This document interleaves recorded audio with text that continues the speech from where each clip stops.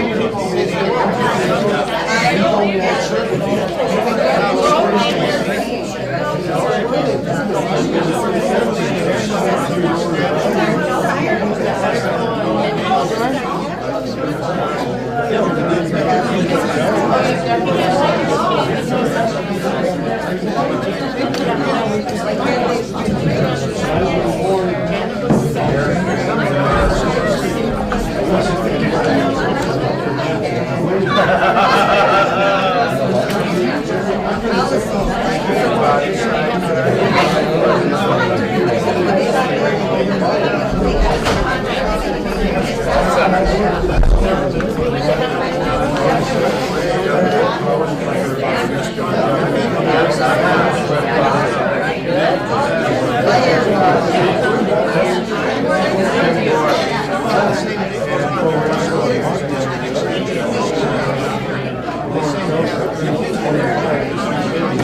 Have to pace.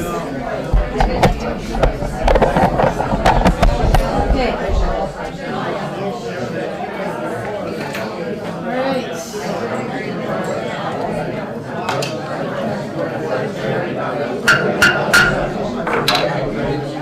All right, we're ready. Thank you all for coming. Please sit down. We're starting. Please sit down, and we'll begin the process. I really want to thank you all for coming. Last year we had a town hall meeting here, same time of year, and I think we had one person, Stacy. And Stacy got all her answers, all her, yeah. So it's really heartening to see that there are so many great people in Cook County who want to ask really good questions. So I really want to welcome you. I really want to welcome your questions. We're going to do our best to spread the answers out to who is best able to answer the question. And one ground rule, I'm going to ask that everyone be respectful. That's a must. In order for things to flow well and for us to get our answers and questions done well, we expect that we will all be respectful of each other. So thank you all for coming. I'm Myron Bersheim. I'm representing District 2, so those of you from District 2, welcome, and all the rest of you as well. And thank you. But I've spent many years in administration, and I know that I've sat through about 40 years of budgets, and I want to just say this. I hear that this gets personal. I mean, you know, we can sit up here and we can talk about what we need to do as elected officials, and we're sort of institutional. We got to look at the big picture, but we also know it's personal. So, and you're here to represent yourself, and we want to listen, and I'm certainly going to take notes, and we want to take those into account. Can we make all of you happy? No. But you know, we're here to listen, and maybe we'll learn some things. So thank you for coming, and thanks for your interest, and hope that it'll be a beneficial evening for all of us. So thanks. Okay, thank you. So Jeff? let's just start Yeah. with a presentation by Jeff, and then we'll get to questions and dialogue. So for those of you who don't know, can you hear me like this okay? Okay, my name's Jeff Cadwell. I'm the county administrator. I've been here since the end of June 2015, so just over 2 years. The week I showed up, I was handed a budget that showed a necessary levy increase of 28%. And from what I understand, that's what the budget request was the year before I got here as well. And I kind of want to put a little bit in perspective. I'm going to speak for a few minutes, then we're going to open this up to questions, and we're going to stay here and answer them until you run out of them. When we talk about some of the, Bruce made mention to it, when you talk about Hennepin County, when you talk about St. Louis County, even when you talk about Lake County, you're talking about significantly bigger numbers than what we talk about here in Cook County. Last year in Cook County, the levy was $7 million. A 5% increase on $7 million is $350,000. $350,000 doesn't go very far.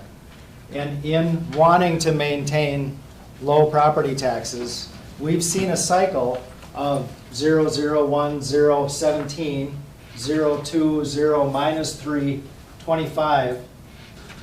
And the 4 years preceding, the 3 years increases of 8.5 and 11.5 and 7 were 0, 0, 1, and 2. 0% and increases lower than CPI, the index of inflation, end up costing us more money down the road. We always have to do that. So that's part of the representation, part of the direction that we gave Bruce and Chris was to come up with a plan that tied a reasonable levy increase to our anticipated cost expenditure increases that's going to be tied somewhat to CPI. Over the last 25 years, CPI has averaged 2.5% a year. 3.5 to 4% has been our average increase in levy over that same time period. It's just been minus 12, 25. Those were the high and low points. And everything in between, and a lot of zeros and ones. So in 2015, the county budgeted for the use of about $750,000 of general fund dollars to buy down the county levy increase. What we actually ended up spending was close to $1.7 million in fund balance. We drained the highway department fund balance and the health and human services fund balance and spent all of the budgeted fund balance in the general fund.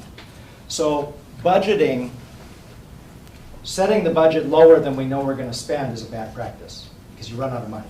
Or you dip into your fund balance and then you eventually run out of money. The last 2 years, we have minimized the use of fund balance or not use fund balance because we know that we really don't have any left to give. That we really need that for several reasons. Brady will talk about that again. Bruce did a good job of that earlier. So what we did is we financed a couple of major capital equipment pieces for the highway department over the last 2 years. In 2016, we bought a grader, but we financed the price over 5 years. This year, we bought a grader, but we're paying for half of it next year.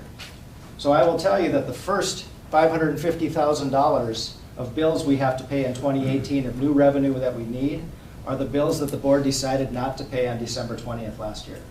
When we cut the levy increase from 19% to 11%, we didn't balance the budget. We just took bills off the pile and said, we're not going to pay those this year. Somebody else can deal with it. And right now we're dealing with it. It's the same people. So we've been rolling this deficit and we haven't balanced it. What is causing it? There are two main reasons that we have a structural problem in our operational budget. One is that because of changing needs in our county, we've had to add 10 staff over the last 10 years to our Health and Human Services Department. We had 16 staff in Health and Human Services. Now we are proposing 26 for next year. We have children in crisis. We have adults in crisis. You talked about people who have a hard time making ends meet. A lot of the services we provide are helping those people who have a hard time making ends meet, whether they're children or adults. Most of the staff that we've had to add in Health and Human Services are mandated. Caseloads are mandated. The response rates are mandated. The demand for services in our county is increased. In 10 years, the federal health program has changed and more people have insurance, more people qualify for programs. In 10 years, our population has gotten older, right? More people qualify for programs. In 10 years, the eligibility standards for state and federal programs has changed. More people qualify for programs. And the other significant change is this graph here. In the highway department, the gas tax money that we get to pay for the maintenance that we provide to the roads used to cover most of the cost of the maintenance that we've had to provide on the roads. And as you can see, the last several years, the gap between what we get and what we have to pay for that maintenance is $500,000 or $600,000 a year. 10 positions in Health and Human Services costs about $700,000. One staff person with benefits is on average $70,000. $700,000 and $500,000 is $1.2 million. And estimating that deficit in our operational budget is how we came up with the numbers that we need $3.7 million over 3 years to balance the operational budget and get to something related to CPI. Get to a point where we could balance that. The board goals this year are to balance the budget gap. We can do that two ways. We can raise revenues to provide the level of service that we have. We could cut programs. We can't cut all programs because many of them are mandated. The programs that we could cut are programs that we spend money that are preventative in nature, that mitigate future mandated human service costs. Most of the programs, most of the money that we spend in public health, we know statistics show that our return on dollar is we get $9 to $20 back on every dollar we spend in public health. We should be spending more money on public health. We're spending a couple $100,000 on public health and we're spending $4 million on human services. Those are the mandated things that we can't not do.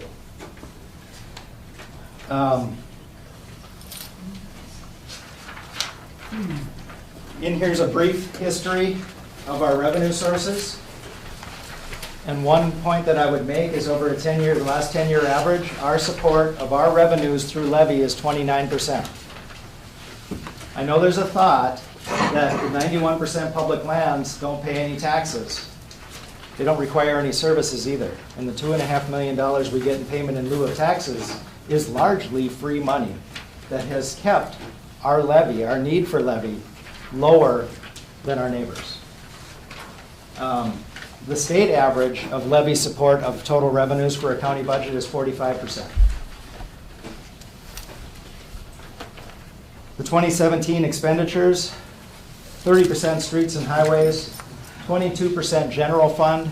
General fund is all the services that we provide in the courthouse. It's the auditor treasurer, it's the recorder, it's the assessor, it's planning and zoning. It is law enforcement. No, they're under public safety, I'm sorry. Everything but law enforcement and general fund. And then the support services, administration, human resources, and computer services that support all the functions that we have. Human services is 18% of our expenditures annually, and public safety is 16%. So those are, every dollar, 30% of it is going into roads, 22 into the general functions of the courthouse, 18 in human services, and 16 in public safety. So when we look at the budget deficit that we have, I represented to the board that the budget that our staff, that our directors have presented is as lean as it can get. We've made every cut that we possibly can, and I can demonstrate that in one example. A couple of years ago, we had a need for a new camera system over at the Law Enforcement Center. A camera system that had been in place for 10 or 12 years, and a camera system that probably has a life expectancy of 4 or 5 years, like a computer system. $120,000, we did not have a fund balance to pay for that. We did not have any reserve funds. We did not have any capital plan funds to pay for that. We had to go to the general fund to authorize $120,000 to pay for something that we should have budgeted for.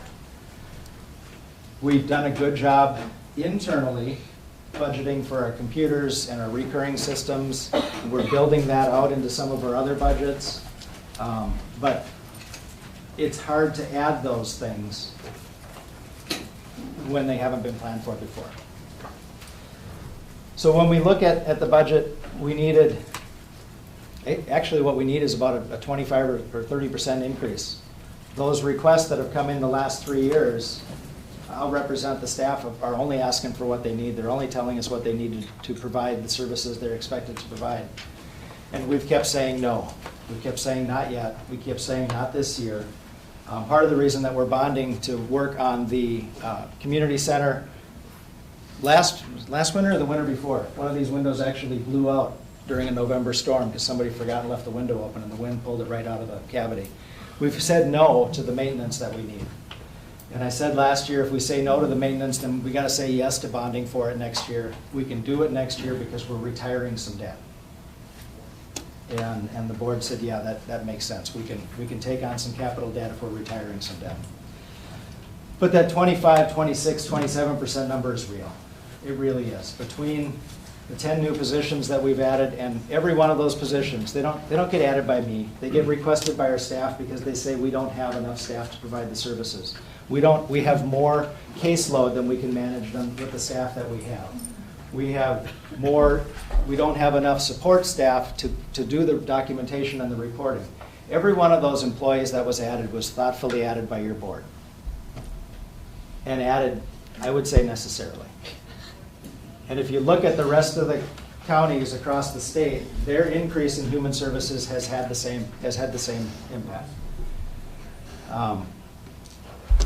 Somebody was comparing us to St. Louis County the other day, and I went and looked. In 2016, St. Louis County's levy was $66 million. In 2017, it's $126 million. That's almost a 100% increase. People want to say ours has increased by 100%. Well, it hasn't, but theirs has. The costs are hitting everybody because largely at the state and federal level, they're cutting back on their general support of the services that they're asking us to provide at the local level. We were created by the state to provide local services. Nobody's arguing human services. Let's move on. Right. You keep bringing that up like we're asking you to to not support human services. Okay. Let's move on from that topic. Okay, well, that is the topic. That is the thing that we're not supporting in our budget, is those additional That's staff. ludicrous. So I proposed 3 fixes, a single year fix of 30%, a 3-year fix 19, 13, 9, or a balance 15, 14, 13. And that's where we got today, is the board saying they thought it was more reasonable to have a 3-year approach to balancing the budget than it was to try to do it in 1 year. And that's why the financial management plan came up with had the plan that it had as they were working at the direction of the board to say this is our working assumptions. You have a copy of the cover sheet of the proposed draft. You have a copy of the impact, which Bruce already covered in his impact statements.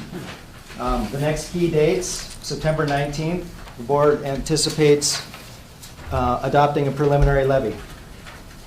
Sometime between November 25th and December 29th, we have to have a truth and taxation meeting. We'll set that date when we set our preliminary levy, likely on September 19th. And we have to adopt a final budget and a final levy by December 29th. All of the budget materials that the board has are available on the website on the last page. So anything that you would want as it gets updated will be updated on that page.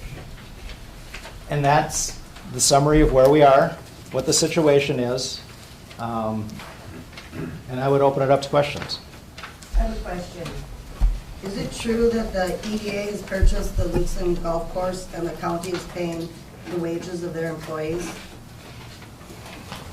You want to answer that? Go ahead. I mean, the Lutzen Golf Course, it's owned by the EDA, which Are is, you as the county, are we paying my employees' wages is what my question is? They're not on the county payroll. they're paid by the EDA. Superior National has its own, but it How much is. of the county levy goes toward that golf course? We've If never. we could just let the question get answered before we ask another question, I would really appreciate That's it. the answer I wanted. I needed to ask his question. Okay.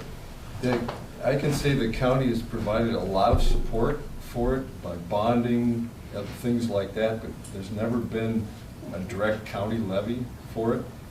The only levy has been for the EDA itself, for operating the golf course. The county has never had a levy for it. Even the bonds that have been issued have been paid by lodging tax, so it's never come So on none the of our levy. taxpayer money has ever gone? Yeah, there's been taxpayer, because initially, Thank you. there is, because initially, Thank you, 100,000. the way it was bonded for, early in the 90s,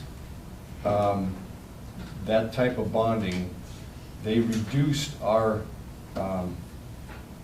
support, the state.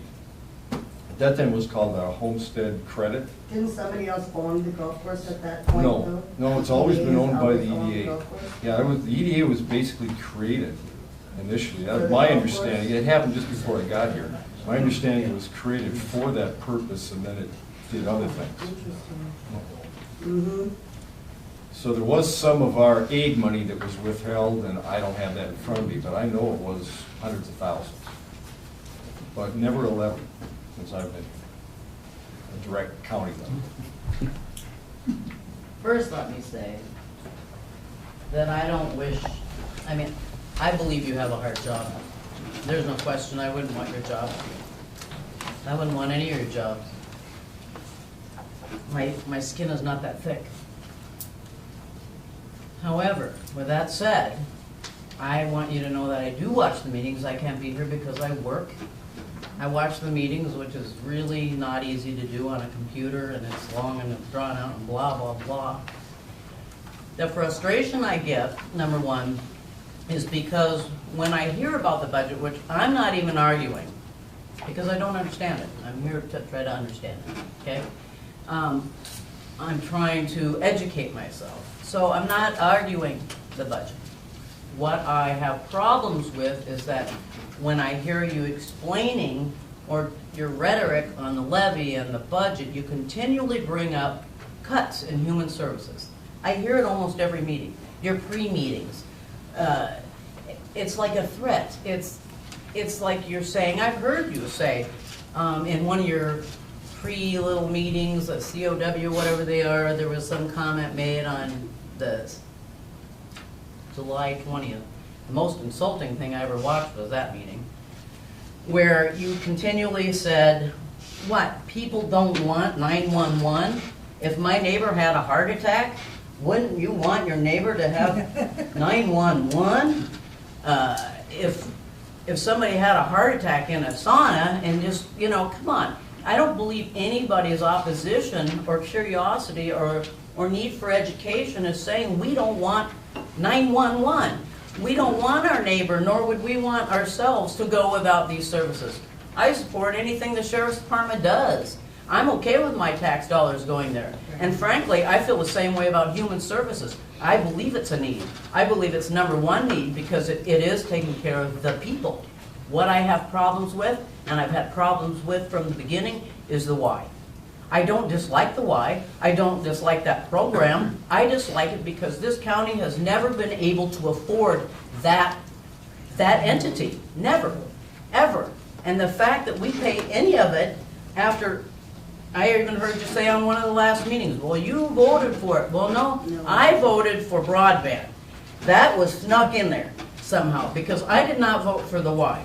I understand the pool was bad and how much it cost. I get that. We needed a pool.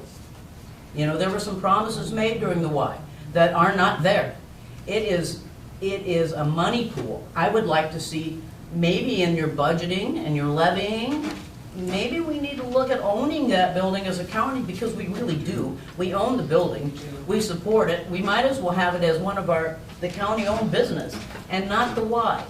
If we're going to throw money somewhere, let's run it too. I'm not here to just be a naysayer. I'm not. I'm trying to learn some things, but there are some frustrating topics, and that is one of them. But I am tired of hearing about human services and cutting it.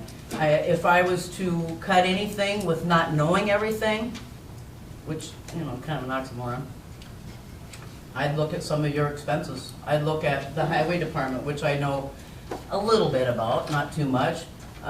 But from what I understand, the highway department has just had free reign. And some of that free reign, I don't know how many brand new vehicles or close to new sit there unused.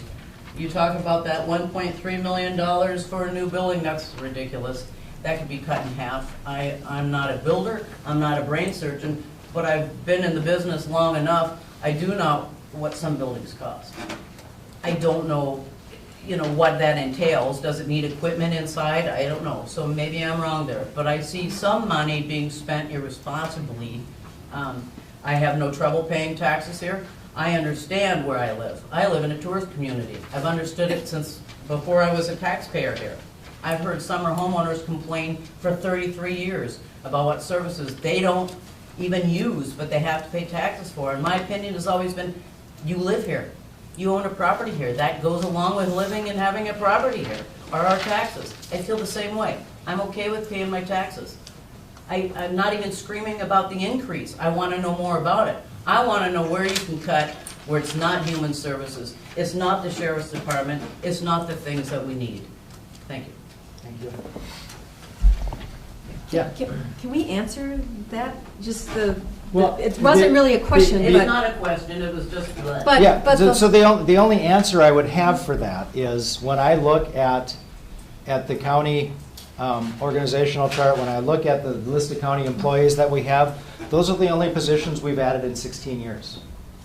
Okay. And so I don't see that we would be able to provide our basic services by making cuts in staff anywhere else. I'm not asking for cuts in staff. Just as a general context,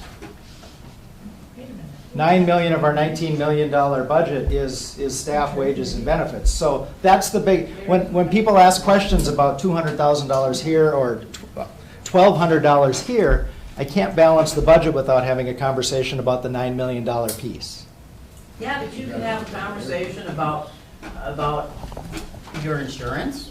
If anything, I envy it. I'm not saying shame on you for having such wonderful insurance, but you talk about human services and the needs for all these people because they don't have what you have.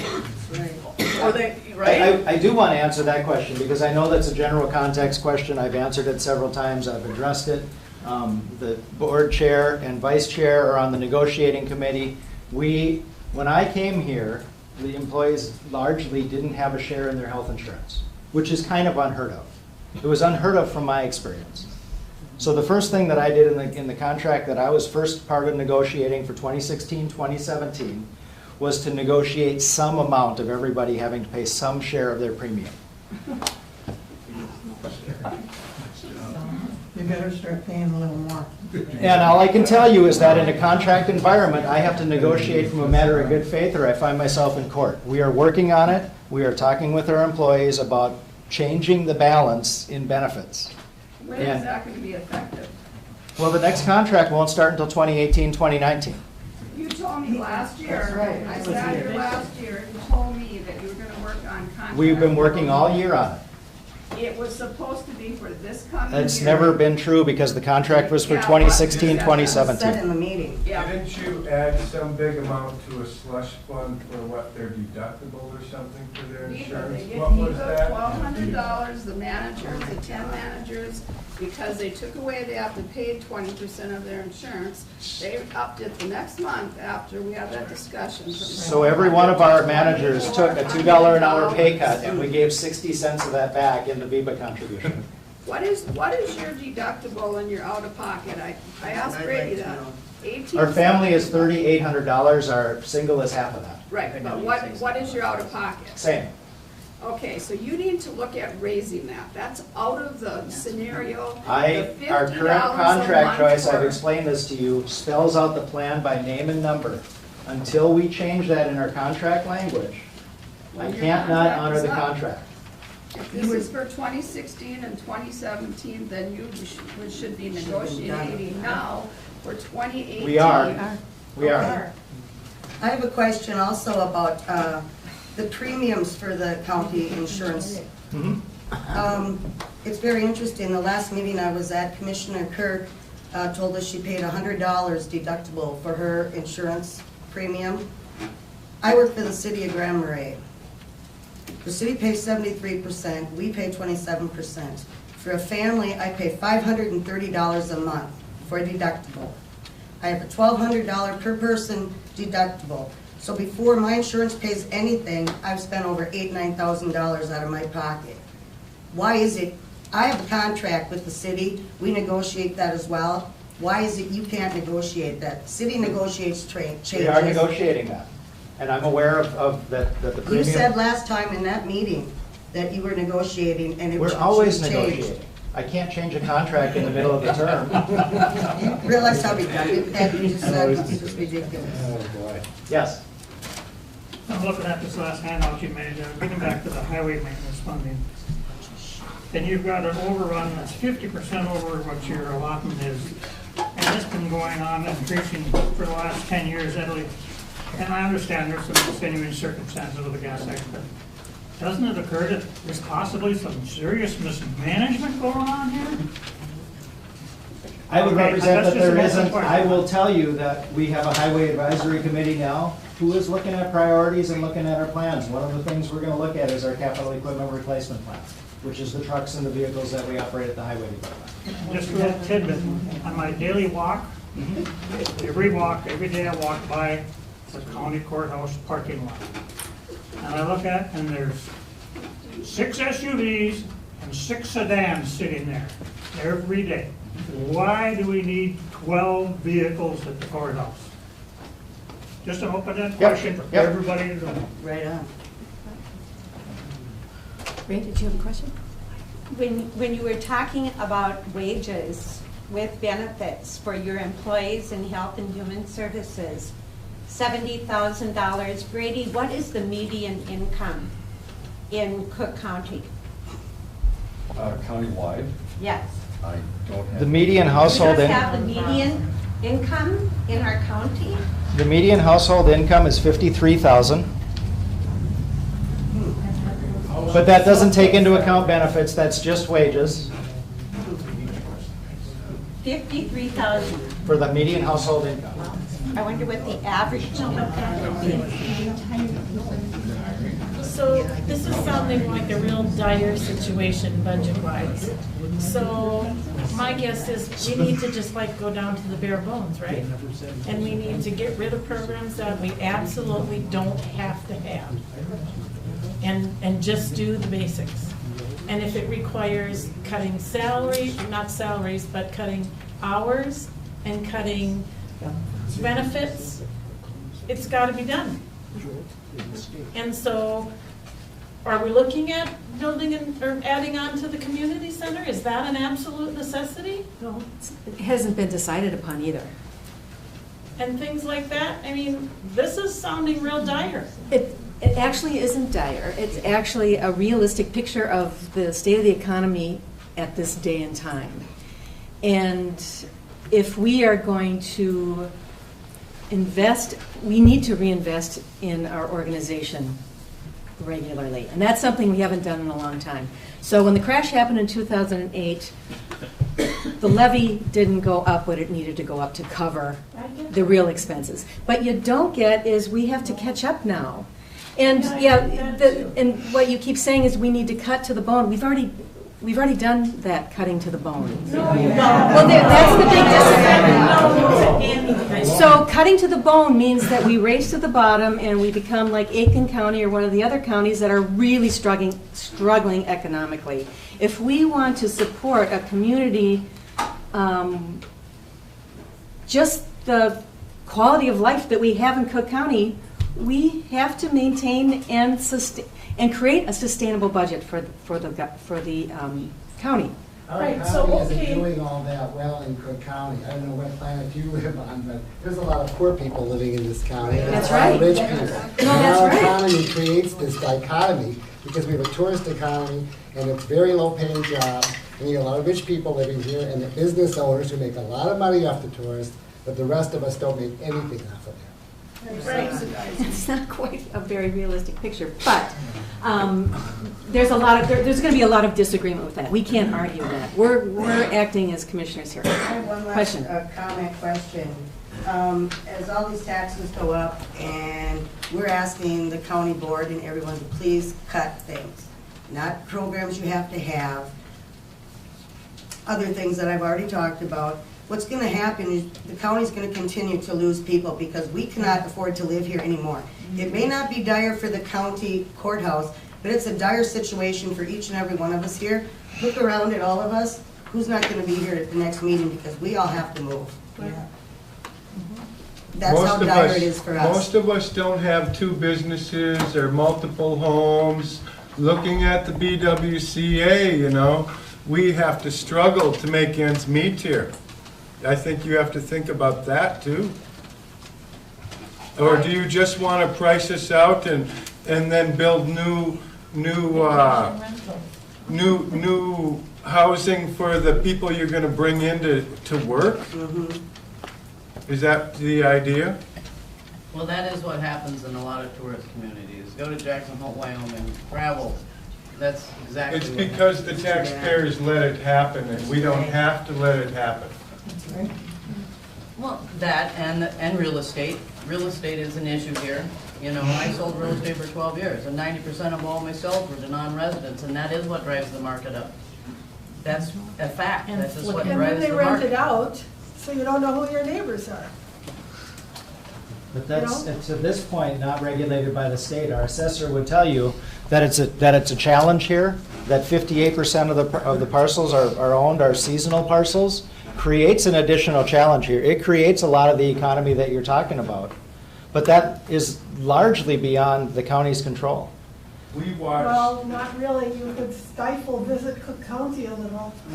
I'm a prisoner in my home from noon on Friday until Monday morning because I have a bad knee and I can't walk around the town, but God knows I sure as hell can't find a parking spot. Well, some of downtown. that does pay some of our other salaries. You realize that. Those people are bringing money into some of us other ones. So you To the saying bad merchants? things about To that the is not a merchants? good. Yes. To the merchants. I have another question though. May I Yeah, ask but another it's to question the with this? merchants, but there's no trickle down. Yes, there is. I would happen to disagree with that as a I work former in the business trades, owner. they hire us. Yes, it trickles down.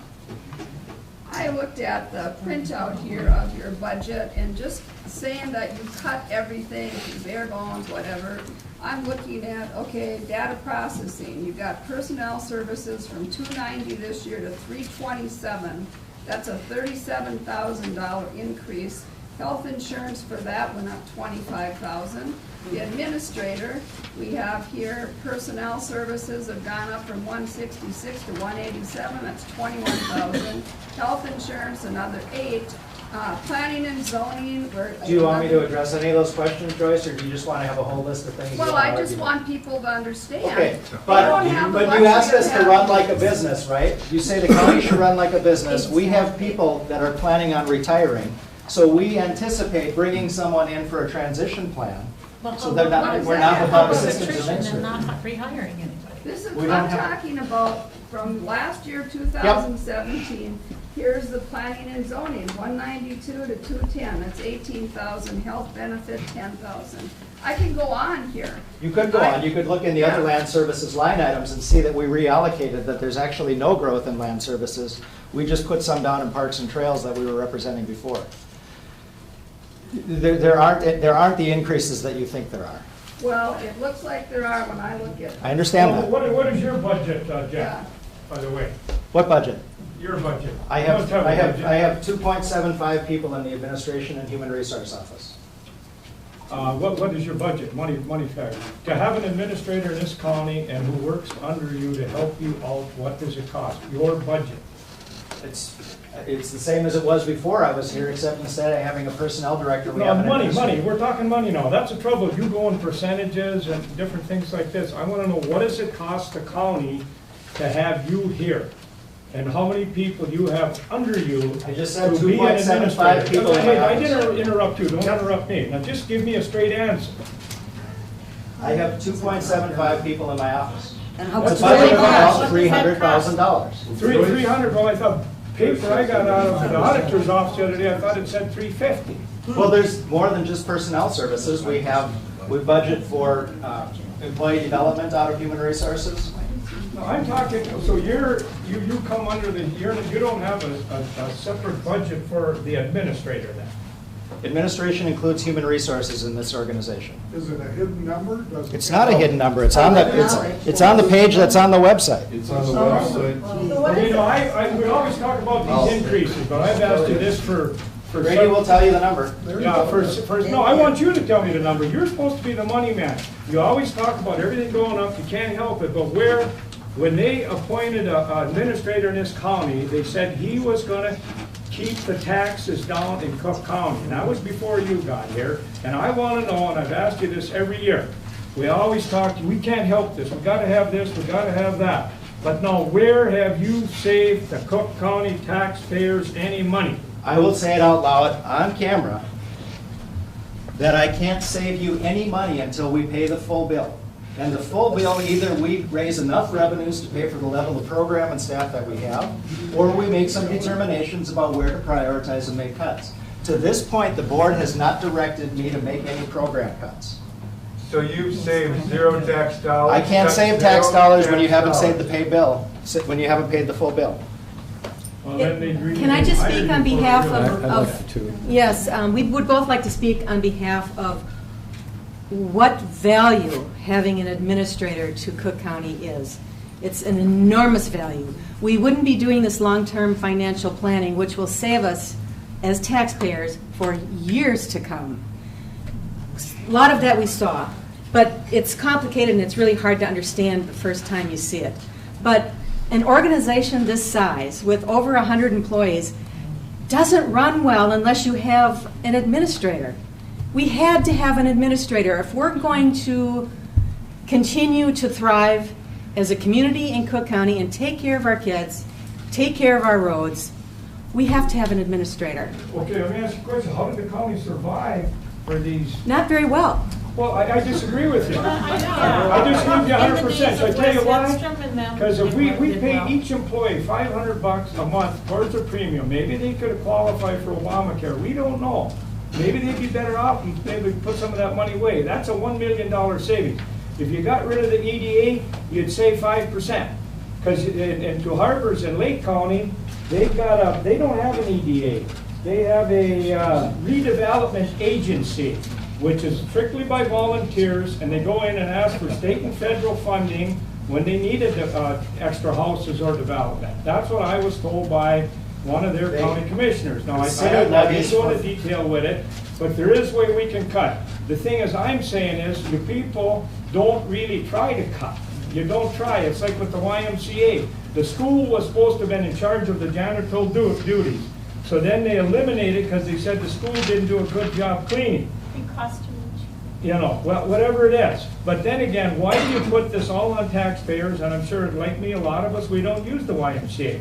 But how much money then is taken in by the YMCA themselves, and how much money does the county spend plus with the city?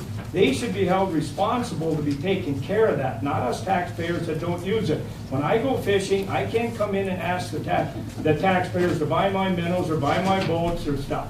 If you're going to use the facility, pay for it. Now, have you got any figures on how much money the Y takes in themselves up there right now, and why the county is stuck for even buying the chloride for the swimming pool?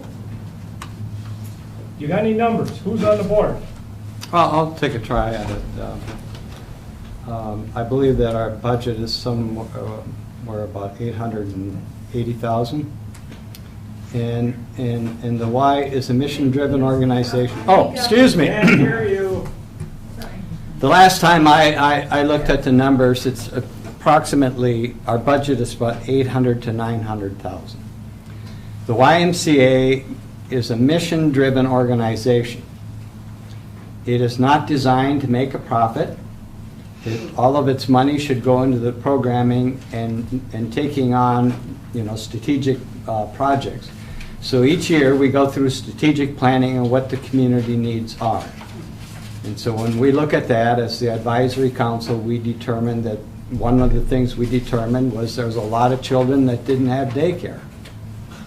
Since we're a mission-driven organization, we thought we should try to help. That's what mission-driven organizations do. They're not run to make money. So everything that we try to do the best we can on the Y to break even. We also don't charge, we don't turn anyone away. I'm sorry to interrupt. Go ahead, please. I'm sorry. Okay, thank you. I appreciate that. So we also try to set up a cost-sharing plan so that if someone wants to join the Y, we're going to try to help them on a sliding scale the best we can. So we actually have to go out and, I contribute my personal money. We have a lot of people that do in the community. So we have scholarships. And so we're also mission-driven to use the money to serve the people. The arrangement, the contract that the YMCA had established with this county was difficult in the beginning because I was involved in that. And one of the difficulties was it was not clear about some of the roles of the various collaborative agencies that did it. The idea of it, I had nothing to do with bringing the Y here. I got involved in it later to try to make it work, as well as a lot of other people. So what we tried to do was work out a model in which the YMCA had an agreement with the county in the beginning that if we couldn't make our budget, the county would pay. That was the original agreement. And so, because the Y has been meeting its budget every year, and I sit on the Duluth YMCA that looks at this, and I'll say this, that the Duluth YMCA did not want to see this happen because it put us in, sort of a financial situation where we had we had support. If we couldn't meet the needs of the community and we wanted to provide those mission-driven services, the county would have to pay at the end of the year. So we negotiated with the county to set up a different kind of relationship in which the county owns the building, the county would provide the maintenance services. Over time, that's going to save money, and it's been proven time and again. There's called the inverse maintenance rule, and it's an algorithm. And if you don't maintain your own properties, whereas you let someone else do it, it's going to deteriorate. and you're going to pay more to fix things later. And that happened initially in the Y. Because of the contractor, they didn't do things right, and we had to spend some money on an HVAC system to fix it to work. So, you know, that's when there was sort of a gray area who was supposed to do it. So the county came ahead on this by saying, we're only going to provide the maintenance and we're going to provide the capital equipment, which you do when you own the building. The Y is not into ownerships of building. I happen to be on the Duluth YMCA where they own the downtown, but all of the other Duluth YMCA programs are taking place in the schools and in the community centers. And we run after-school tutoring programs. We provide a lot of things. We're doing that here as well. We're working with Kayak. We're working with the school to help out kids. So, again, mission-driven. So, right now, the way it stands is the Y has to meet its budget. There's no more, you know, kickback from the county if we don't make the budget. And so, but the county is maintaining it. So, it's a clear, very good contract. And now, so the only thing that the county, the taxpayers are paying for is those custodial services. But what's $170,000 that we've been paying? And I go to the Y. I like the Y, but Good. I think it can be run better. That's my personal opinion. I live in the city. I be in tax. The city pays $110,000, I Right. believe, somewhere in there. And I know there was some contract that was signed this year by the commissioners, but right now in the budget, you've got $170,000 for the Y, so we're talking $280,000 at the city Well, and the county. Yeah. But we were paying that before, but it was not in the categories that it is now with maintenance staff. And I'm Jeff or Brady could. What do you mean the categories? I don't, it's still. Well, right now, we were paying for Y services, but not with the maintenance staff. We would pay whatever shortage the Y had. Some of their shortage was in maintenance, and it turned out to be very close to the But aren't same you number. still, whatever it comes from, maintenance or whatever, you're still paying $170,000 or $80,000, I think it was this year or whatever, last year. It's still coming out of the county monies. And it always No matter has. what fund it comes out of, it's coming out of there. That's what I'm saying. But it always has. And I'm a proponent of the Y. Yeah. I like it. I went to the Y downtown when we, or not, I mean, the swimming pool downtown. But I do think that some things need to be tightened up. And Joyce, don't can I- know if you need Well, to and I would be glad to talk to you about that, Yeah, because or- that's a or Y maybe- thing, it's not a county. The county expenses have to do with the building, the maintenance of the building, and the capital. And you know, years ago, you know, it used to be equipment. that 100,000, excuse me, was that it was set aside in case of an emergency, that they would have to have that. Now it's just become a part of the budget, and they expect it to be part of their budget. So really, some of their needs, they maybe aren't cutting where they should be, because they know they've got the county and the city both contributing. I'd like to make a Oh, correction to what yeah. you had to Go say. ahead, sure.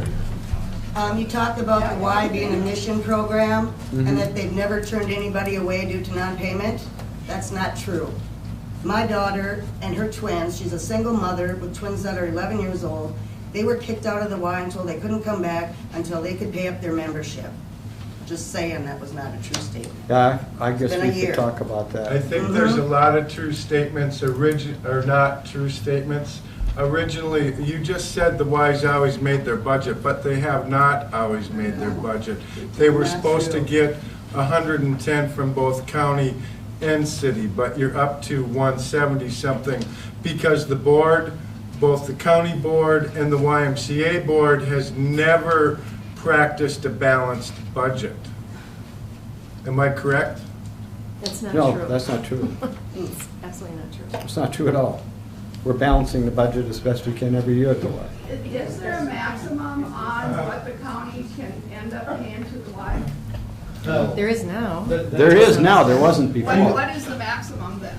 Well, there isn't. It's set by the board, and it's set based on our estimation of costs.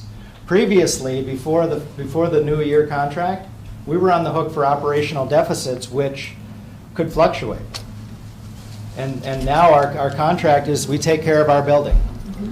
we were originally told both the city and the county would put in 100,000 toward operating and 10,000 toward capital improvements there. And the contract What also, are we missing? the contract also called, that was the estimated of the first year's operating budget. Again, we can talk about the why all you want. The first year contract called for the support of the operational deficit of the Y, which was anticipated at $200,000. But the next line in the contract said that if there's any additional overruns, then the county will pay that. So our new contract takes us off that hook.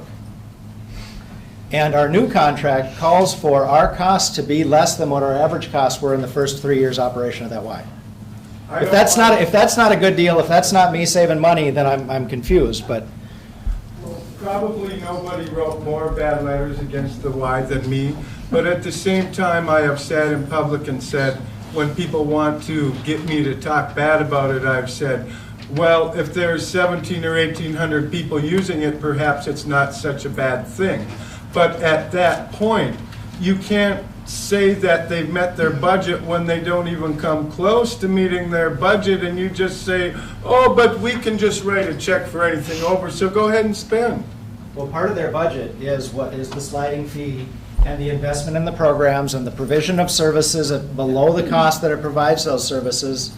And really, honestly, if you want to debate the YMCA budget, please do so with the YMCA staff. I really don't. Okay.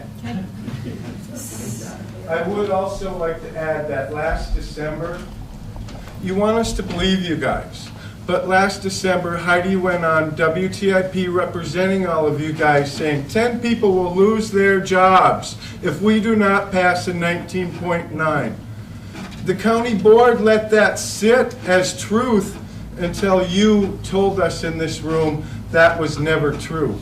And you want us to believe you guys about stuff? We need this because, That was exactly true. That was exactly true.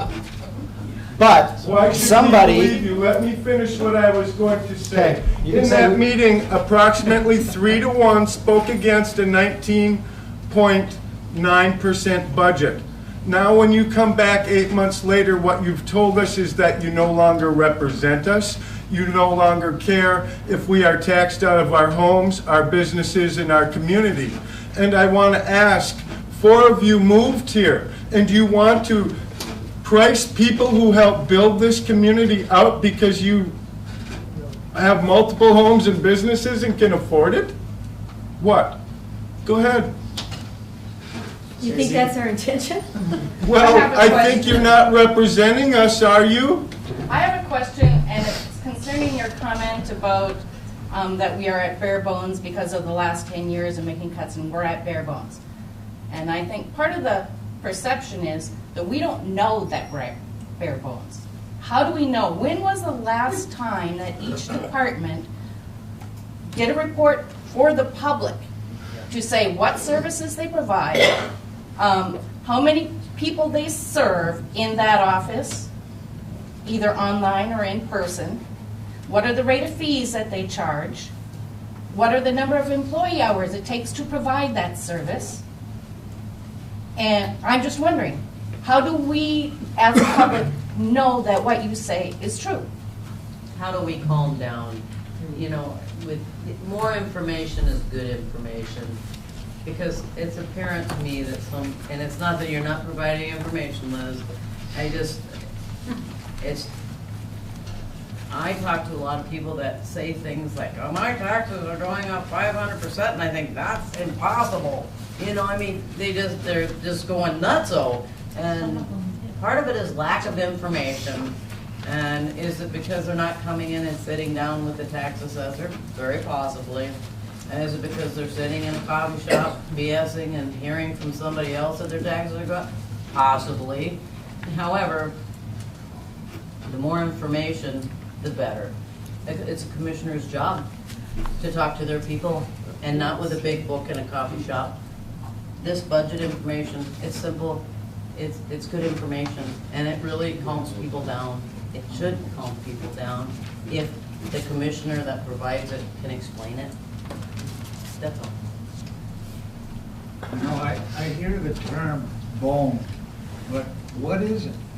I mean, if we all had to say what a bone is, cut to the bone, would we all know the same thing, Larry?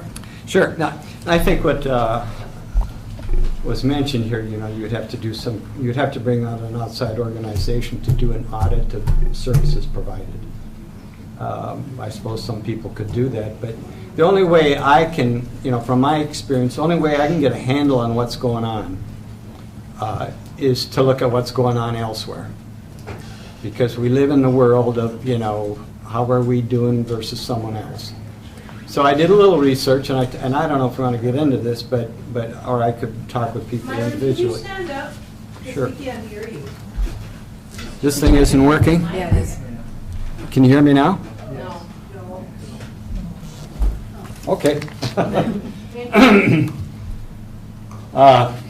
There's some indicators, and I wanted to reference Brian. I think Brian's here. He had this article. There's an organization called Smart Assets, and it's a national organization, and they research what worth is and what value is for various things. And Brian had in the paper, Brian, are you here? When was this? It was about a month and a half ago, but Cook County ranks #1 for retirees living on Social Security. A recent study has found that, here's what was in the paper, and I wasn't going to pay attention to it, but then I found that I'm going to reference some other material from this organization. Because they're in the business of studying what is value, and they try to advise people of where good places to live. And the only way they can do that is to compare. And, you know, I'm very familiar with statistics. I'm very familiar with finance. And one of the things you learn in graduate school, and it pounded in you into statistics and into finance, you know, a saying by Mark Twain. And I'm not implying anything here, but Mark Twain said, you know, figures never lie, liars figure. And that's not saying anyone's lying, but what we have to do when we're public servants and when we deal with money, we have to try to use the best information we can. And the best way to get that is from organizations that are in the business of providing it. Okay? So smart assets. And I'm not arguing with you, I'm just presenting you information, okay? Because you wanted it. Correct? Right. Okay. Recent study has found that Cook County ranks #1 among the best places to live in Minnesota for their relying on Social Security as their main source of income. In its third annual study, Smart Asset analyzed Social Security income, cost of living data, and taxes across all counties to determine whether people are getting the most mileage out of Social Security. And Cook County ranked among the top spots in Minnesota. The study found that the annual cost of living in Cook County was $17,687, while annual Social Security was $20,599. Lusser County was second with its cost of living rated at $17,315 and annual sale $18,000. And then they list the other ones: McLeod, Douglas, Candy High, Aitken, Hubbard, Crow Wing, and Martin. To come up with its rating system, Smart Asset looks at the average Social Security for each county, then calculates typical taxes retirees would pay on that income based on the state-specific Social Security tax rules. Taxes are then subtracted from the Social Security to determine net income from Social Security, and then typical living expenses and basic necessities figured into that formula. Based on index results of 100 to cover most needs of a retiree, Cook County's Social Security index was 83.05. Coochikin County was 76.18 next. Smart Assets is a personal finance technology company headquartered in New York. They not only help plan retirements, they also advise on home buying, credit card selection, and other major financial commitments or decisions concerning your money. Okay, another thing that I found on the internet, because I'm curious about the kind of money, you know, what you're getting for your money, is the Smart Asset Minnesota Property Tax Calculator. And you can look up online and Google this and look at Minnesota tax rate, you know, and you'll find this from Smart Assets. Cook County, on the figures they use, based upon a home value of $250,000, our tax was $1,213 that they determined when they did this study. The average tax in Minnesota is $2,975. for that same value. Okay, 250,000. The national 3,000 is 3,028. Okay, so when you look at comparing us with other counties on that, we're the second to the lowest with a tax rate of 0.48. And there was one lower, and that was Aitkin County, and they're at 0.46. So that's the tax rate calculator. So what they're saying is that, you know, we're getting a pretty good deal. That's all, compared to other counties.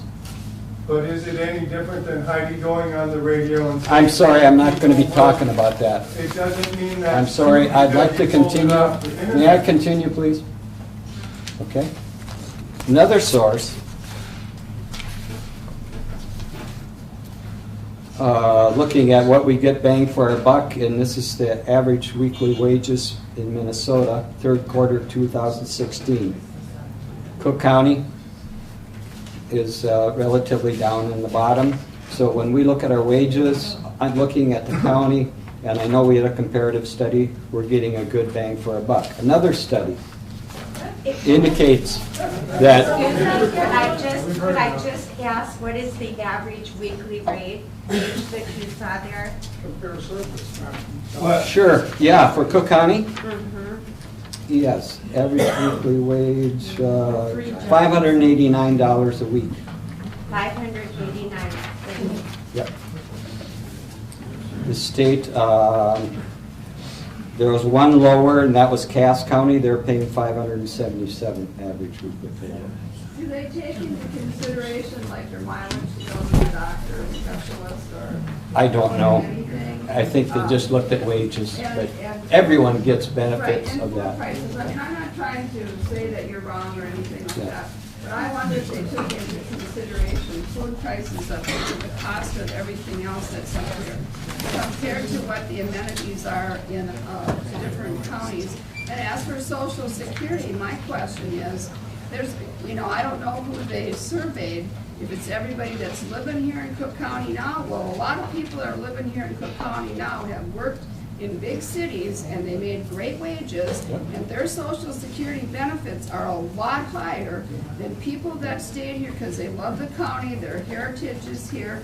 Their Social Security benefit is lower because they did not make the wages. Yeah, no. I just want to point that out. Yeah, it's an average, you know. Yeah. So But they take in consideration the special taxing district, which would pay in the ADA and the EOA and the hospital?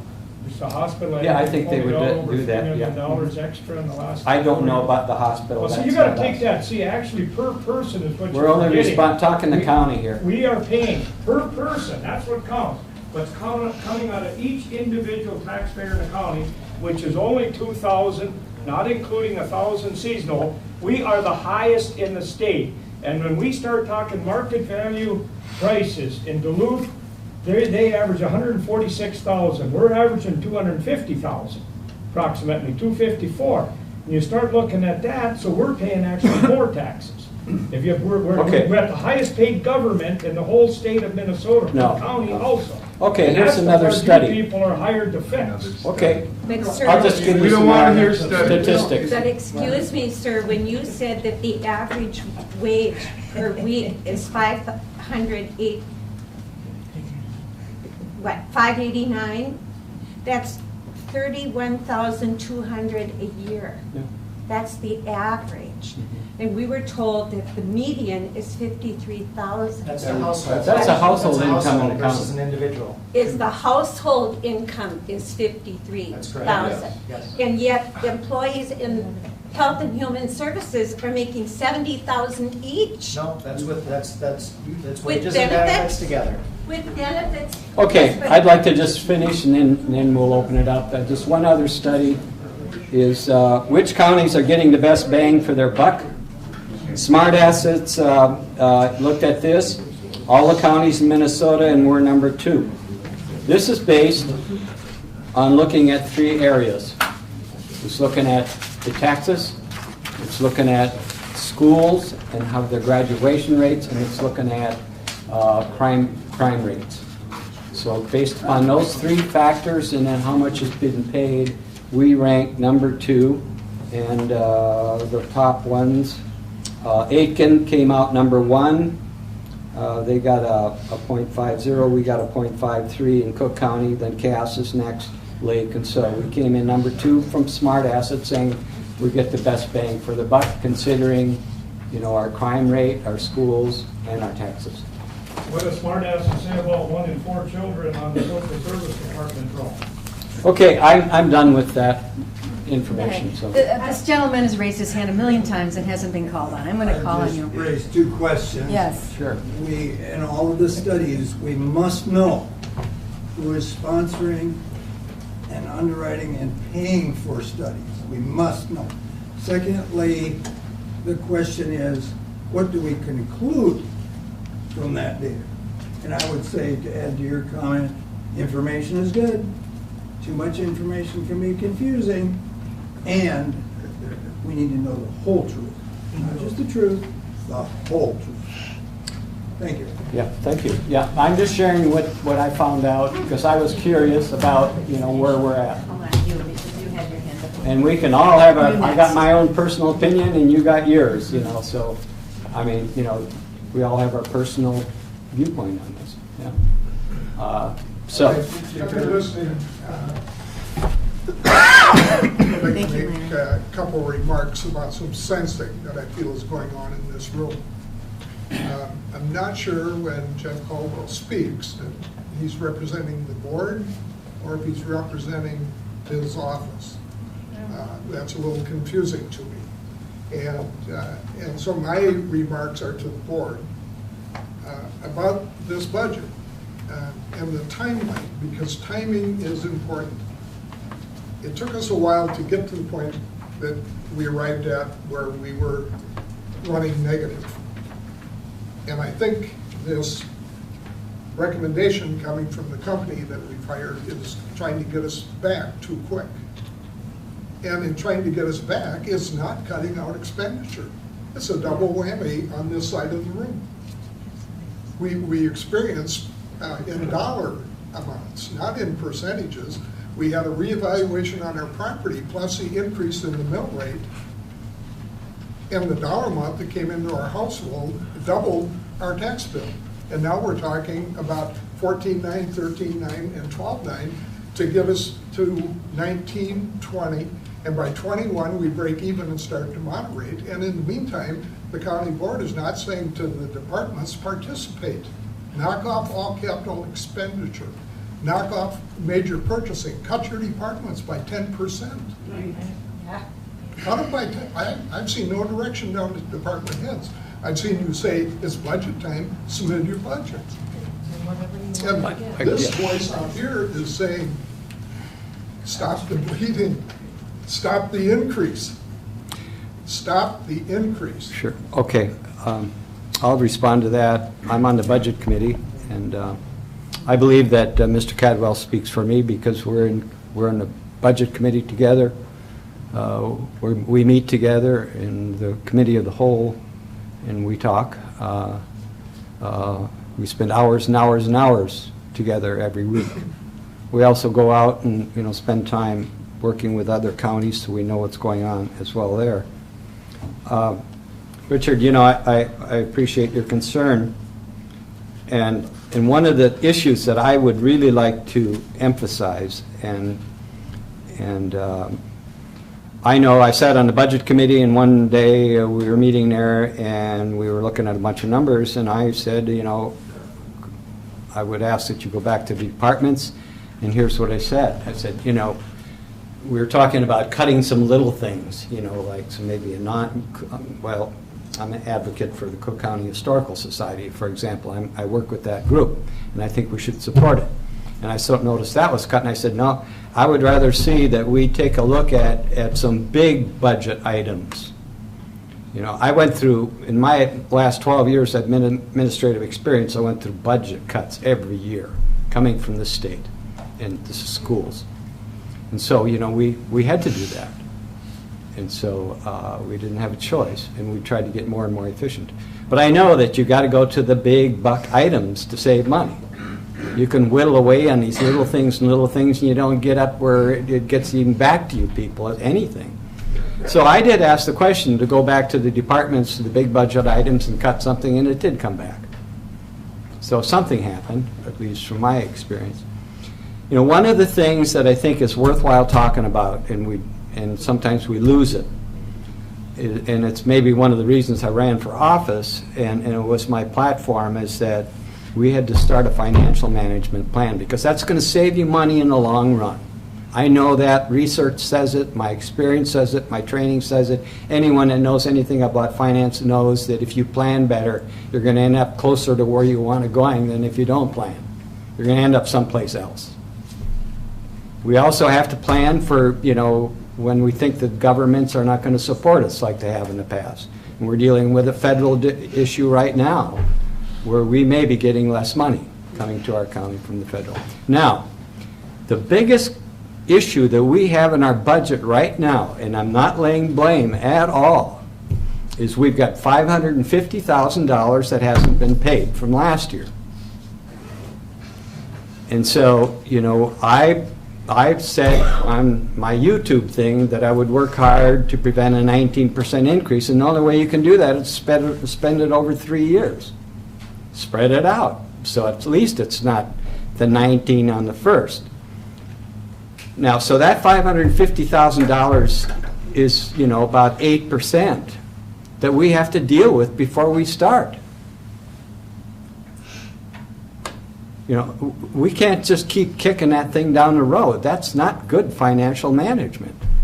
I'm not blaming. I can understand how it happened, and people think year by year, but it's not a good way to go. And if we kept going that way, it's going to cost all of you more later. I'll guarantee it. Because it just keeps going up and keep going up, and it's just like if you got a credit card and you keep charging on it and you don't pay on it, you're spending money on interest. So I really want to emphasize that from my point of view, that, you know, a lot of these issues of what we have to do right now are difficult. It's not fun to say that we got to pay our bills. But we do, and it's going to be in your best interest in a long time to do that. And I say that with fervor and vigor and, and enthusiasm, that we've got to deal with that for your benefit. Carol's first.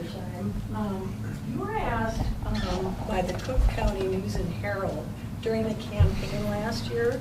The question was, is there a way to keep the levy at 2 to 4%, or will it grow to 8 to 20%? That was the question. You said, and I quote, "If elected, I think good planning would be around the 4 to 6% level." Yes. The 6% plan would only be looked at because of some contingencies that the professional staff would forecast based on the same future issues that need to be budgeted. You said, if costs keep increasing regarding staff and benefits, this may require the county to seriously look at creating efficiencies in service to reduce expenses. Yes, I've said that. Where are the expenses being reduced? I've been told that we're operating where we're supposed to be.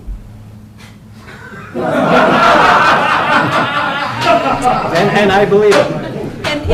But my point is that, you know, I would like 4 to 6, and we would be at 4 to 6 if we didn't have to pay the $550,000. So that'll generate a lot of questions. And I would also just say that it's pretty easy to say those things from out there without knowing what really happens in here. It takes, and as you saw in the presentation, it takes a long time to understand those kind of financials. It's very complicated. So you. I managed a $400 million budget when I was the government. We started out with orders from the governor saying, this is your percentage this year, go to your departments and have them come back with their budgets. We don't do that here. We just say, tell us what you want, and we'll give it to you. And 3 of you people who were on the board last year voted to keep the levy at 11.2 unanimously. But right away in January, you started spending at the rate of the 19% increase, so we're now short again. I'm sorry, but You weren't here. the $550,000 is still there. You know, if that $550,000 is not there right now, we'd be talking about a different levy. That's right. How about taking some of it out of the reserves? That's something we could talk about. Oh, man, yes. But I mean, I don't know if that's a good thing to do. But, Well, I but- thought that you could take at least 375,000 by a question I asked, I think, out in Holden. I could be wrong with that. And still keep your double A rating for Standard and Poor's for bond issuing. I'm not sure if that was I correct. don't think you can say that for certain. Okay, but I mean, what? They don't have Okay, you a hard explain it then. standard. Yeah. Because I've been through several of these ratings, and actually the different agencies do it a little bit different. Standard & Poor's does it one way, Moody's does it another way. They kind of get at the same thing. Yeah. But they indicate that that's really important.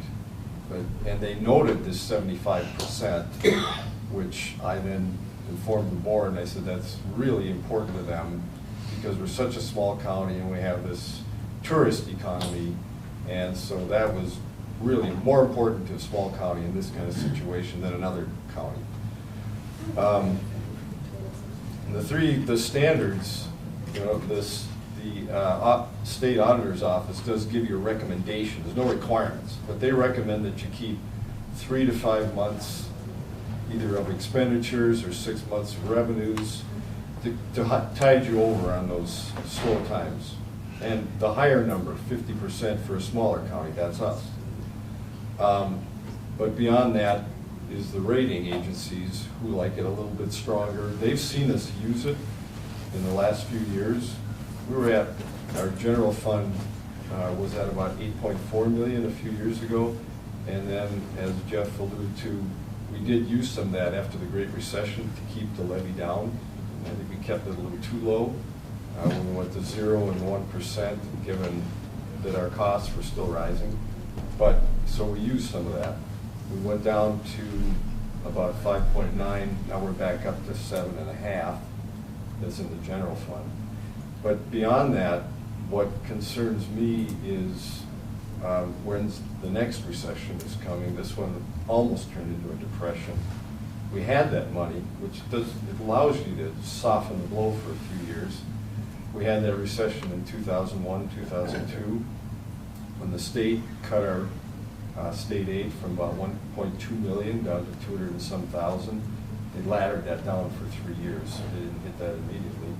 We were able to use fund balance then again when that happens, because the state doesn't keep a fund balance at all. They know that we do, and that cities do, so they don't need to. But then even beyond that, you know the federal government is going to have to face their annual deficit and their overall debt, which is And I'm more trillions. conservative, as you know, when we've had conversations, just like And I I see said, they with can- us getting into the workforce housing and saying, oh, the county will never be on the hook for it. Well, they very well could be on the hook for it if another recession comes in like We did this- 2008. We did this $2 million from the BWCA. It went up in 2010 from 724,000 up to 2,025,000. Huge increase. But since, after that recession, they cut that back 7.5%, which I thought that was inviolable, but Congress did it easily. And so I see that as something they could easily target when they decide to start facing their issues. So I'm always pulling for, you know, not even just looking at bonding, but look at that long term and what that could mean to us in recession or when the federal government makes cuts, and it gives you a chance to manage. Well, I think something we haven't talked about tonight too is, you know, the EDA, I mentioned this at the Hoagland, as you know, but the EDA, we're giving how much, 320,000? 386,000. That was last year, and then they're asking for 336 this year. Okay, but 100,000 of that is going to Superior National Golf Course again. Should the people here in Cook County who are living on not a lot of income, a lot of them, be subsidizing the Superior National Golf Course? And I mean, we're also paying 60,000 of that, and I think the people here in the public should know that we're paying, the city's paying 60,000 every year now until 2031 for the business park, that the EDA cannot make the payment. So we're making it, the county's making it, and the city's making it, unless they start selling some of those lots out there. And it doesn't look like they're gonna be selling any. It's just something to keep in mind. And so these are expenditures, what the EDA is asking, and I don't know what the rest of it's going to. What is the rest of it going to? They have their small business development program, and I know they work on housing programs. Right, well, the Yeah. city and the county have given 100,000 and 70,000 to the project that's going up on 2nd Street. And that hasn't started yet. That was in previous years. I know That was last year, Yeah, or right. And this the year, 140 was last year for the Lutzen workforce housing. Well, there's one way, if you did cut the EDA budget, get it back to 120,000 like it was a few years back, you're gonna save yourself 4%. Every $70,000 you save 1%. Everybody always says, we're looking for ways to cut. You get the YMCA, somebody gets the actual figures out of the YMCA, what the actual amount of money they're taking in, and where they can renegotiate the contract that you commissioners voted on last year. Them are two very simple ways. Get the health insurance under control. Once you get the health, like in Lake County, they pay $158 a month premium per single, and married pays, I believe, $370 some. I just got a letter from them the other day. Yeah, I think it's $365.10 a month. And so we're about quite a bit higher than that. We're only paying $50 single and $75 for married, except the police department is up another $25 over all that. But with the EDA, we got to remember, and all their levies since it's been formed, they have put us in debt, $3,246,000. They didn't put us in debt. That's what the taxpayers have paid through their yearly taxes. $3,246,000. They ran us in debt. How many million? I had the figures last year, but I didn't have time to get them figured out because I was coming back from Duluth today. So why keep putting money into a dead horse when you could do something like they do in Lake County? They got the city redevelopment agencies, which completely is ran by volunteers, and when they feel they might need a housing project or what else, they go through state and federal agencies. I don't know a lot about it. I've been too busy running back and forth to Duluth getting chemo shot at me. But I mean, people like me now, you say you can fund programs for people who can't afford to go to YMCA. I ain't supposed to lift over 10 pounds. My tax bill, I think, is up to about 14 grand. But I can't come in here and ask you people, hey, pay for my taxes now because I ain't able to work. I got to sell things for about 100, 120,000 less than I can get for it. And if this was such a great county, why was there 185 houses for sale in the county 2.5 months ago? There's something going on, I think, that a lot of people are reluctant to really see. You know, we stay here because a lot of us, because we're born and raised here, we got elderly members in our family we take care of, but it isn't the community we used to have. And don't tell me you've tried to cut, because if you had tried to cut, Mr. Bersheim, tell me what you have cut, and you were this great whiz of the school systems that you figured you could make cuts in the Not a great whiz at all. You know, but tell me now where you have cut, and you, Ms. Severson, when it comes to helping the regular taxpayer out in Cook County on a set income that can't afford to pay a lot. I'll respond what I'm trying to do. I ran for office based upon that. Is that I think if we could get a good financial management plan and start planning for the future, and we know we have to take care of our facilities or they're going to cost us a ton if they fall down and we don't deal with them. But so everything that I think about, Mr. Speck, is looking down the road. And sometimes you've got to invest money in order to save money later. And I think if we can start a good financial plan and we've got this scenario where we can start looking at some information, we're going to make some good decisions for our future. We've still got to clean up an unfunded shortfall of $550,000. And we're going to take care of that. I mean, I'm going to vote for it, and I'm going to speak that we got to take care of that because it's going to cost you more money later. So that's all I can say. You know, this is not a quick fix. We have to try to do something over a period of time. And, you know, we could cut, I thought maybe we could look at the lean process. They didn't want, I know one department has been cut, and that's land services. They're down to the bare bones.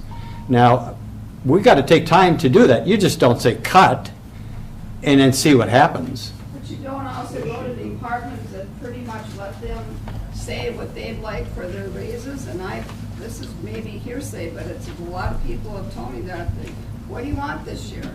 Pretty much, that's what they. I don't see that at all. Well, in October 17th of 2005, the next county commissioner, Frank Moe, said personnel and service would have to be addressed in the very, very near future. This isn't something that should have just come up last year and this year.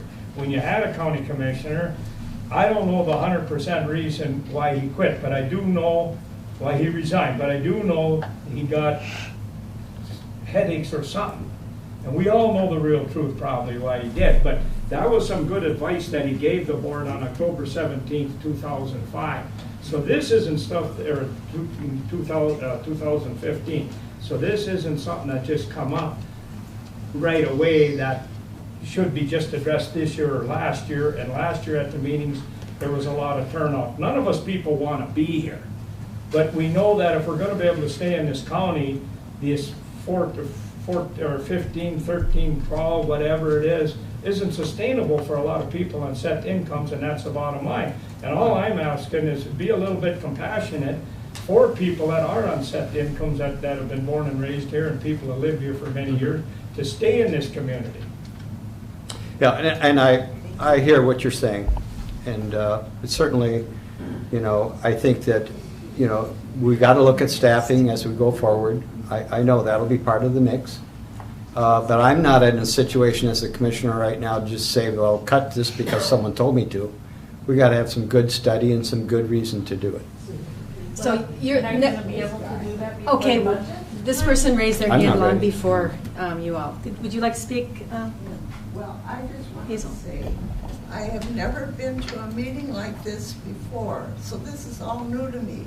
And I am not here to criticize anyone here or what you're saying. I am here to express my feelings.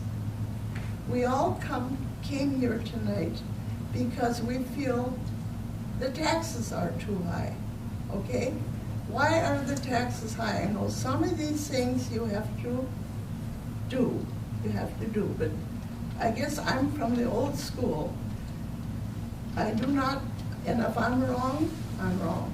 I do not feel that we should have built quite such an expensive hospital, and adding on to the community center, I do not think that's necessary right now. The Y is a luxury. I think it's wonderful. I've never gone there, but it's wonderful. And other things that we have in this town are wonderful. But aren't we to live within our means? Our means. Right. You know, if we look at the Word of God, the Bible says that we should live within our means. In another way, he maybe doesn't put it out that way, but he doesn't want it to go beyond. Our country is $22 trillion in debt. Well, this is a small town. Do we want to, and I'm not saying this to criticize anyone, I'm just saying it off of my heart, what I think. So please, I'm not being critical, I just have to say what I think. And if I'm wrong, you can come and tell me. Well, thank you. Okay? Thank you. Appreciate that. Said that very well. I don't know how you can be wrong when you have an opinion. I'll just say that, I think that's general. And I agree to what Lloyd Speck said too. Yeah. You're right, your opinion is fine. It's collective, I think, that you're dealing with, but would you speak more to financial management? I think, you know, it's great to plan for the future as far as we can predict it.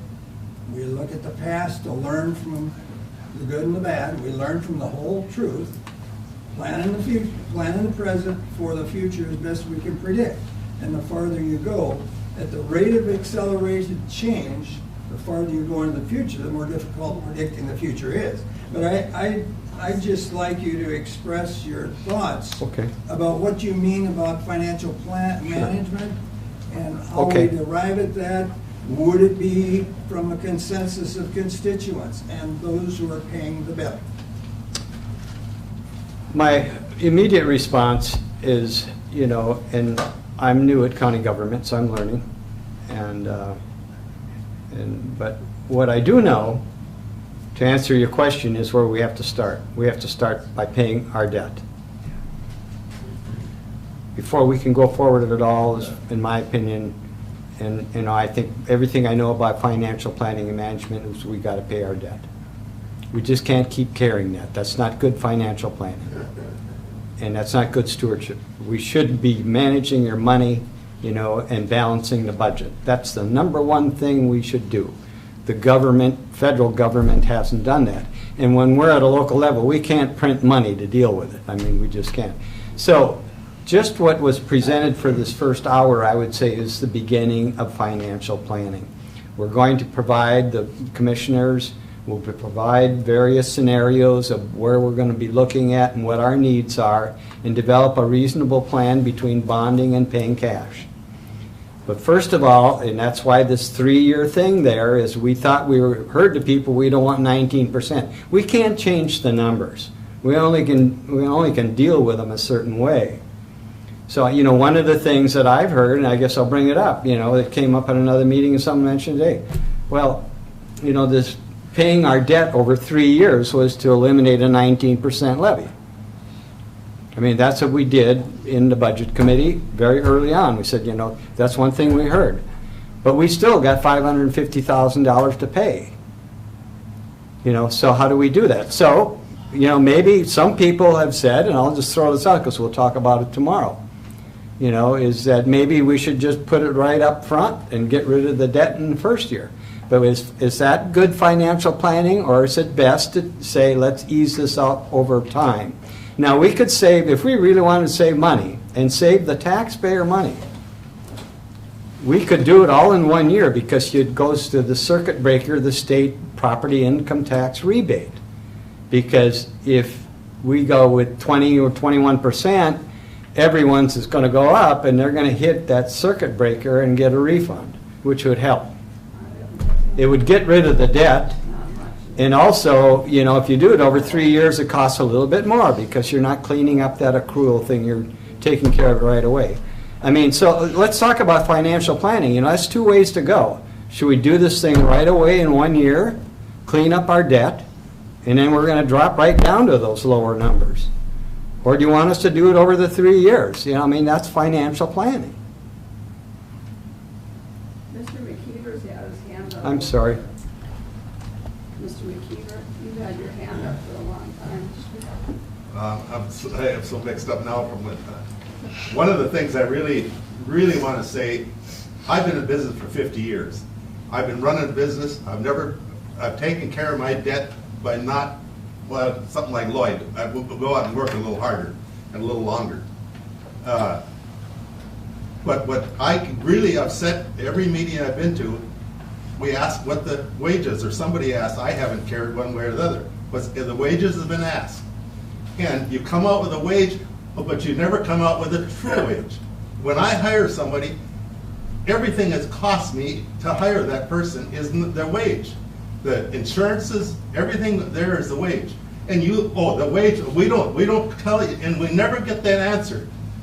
You just like you refuse to answer that. You should not give that answer of $50,000 plus something. Give the plus and say that's the total.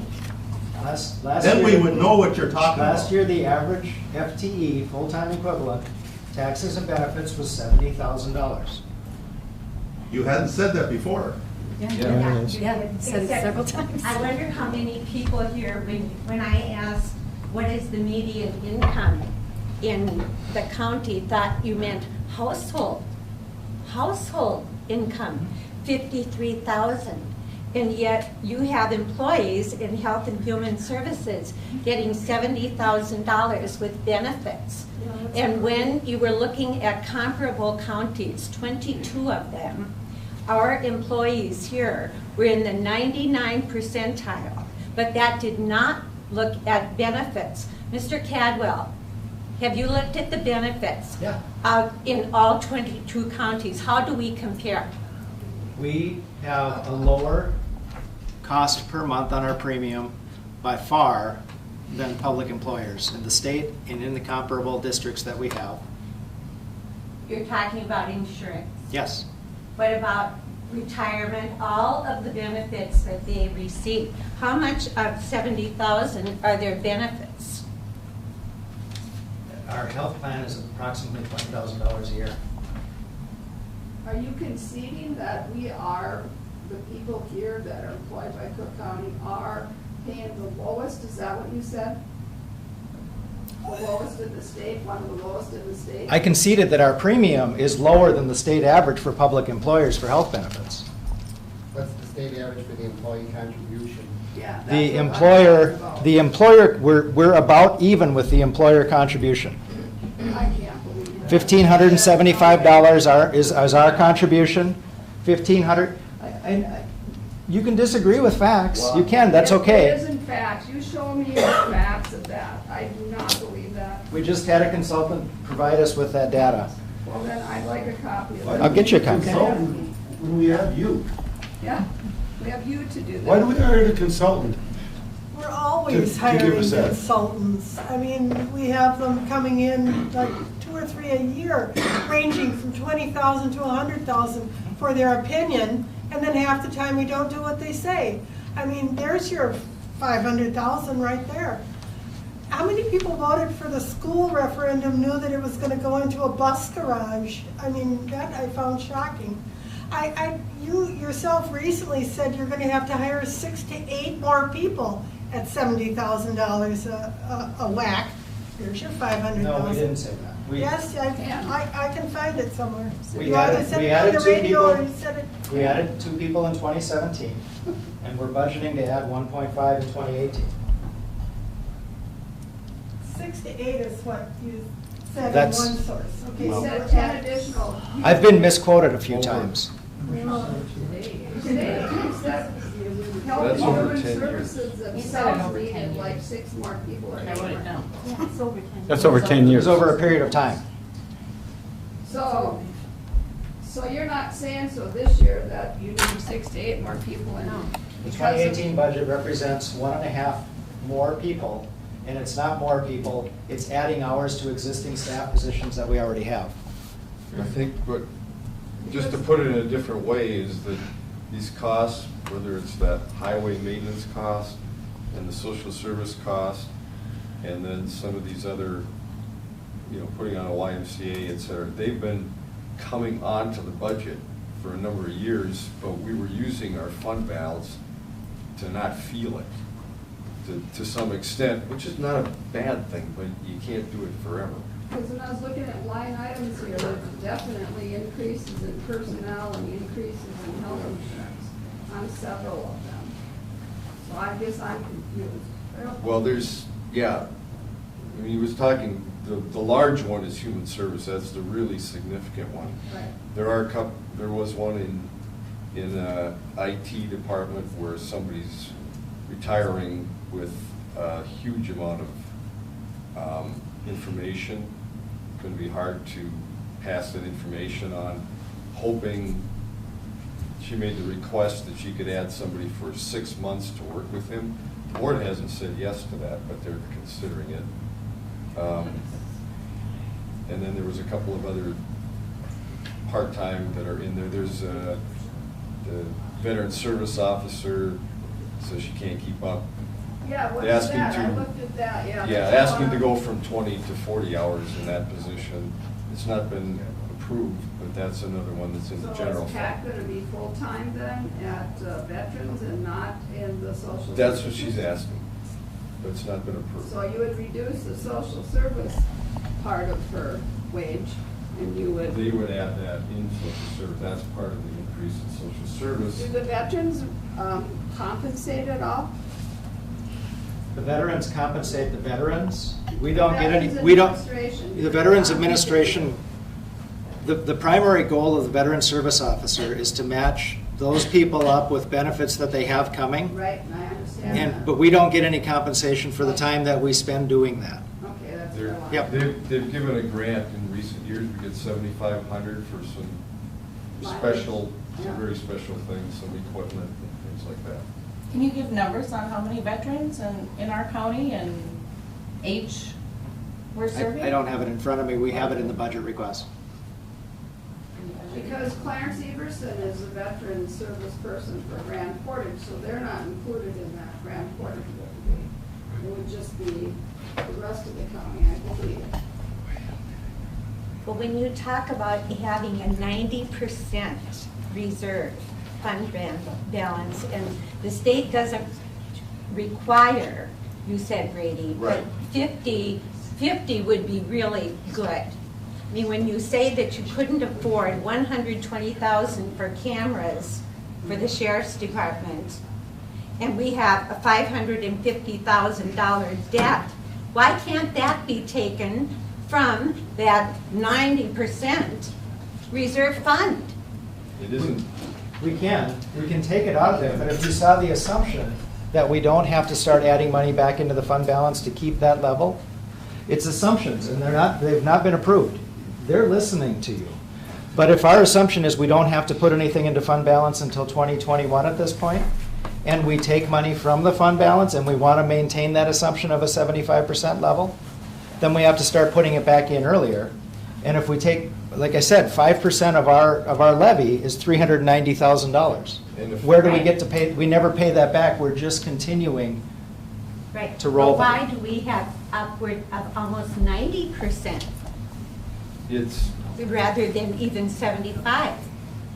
I mean, why are we saying we can't afford 120,000, but we have that kind of a balance?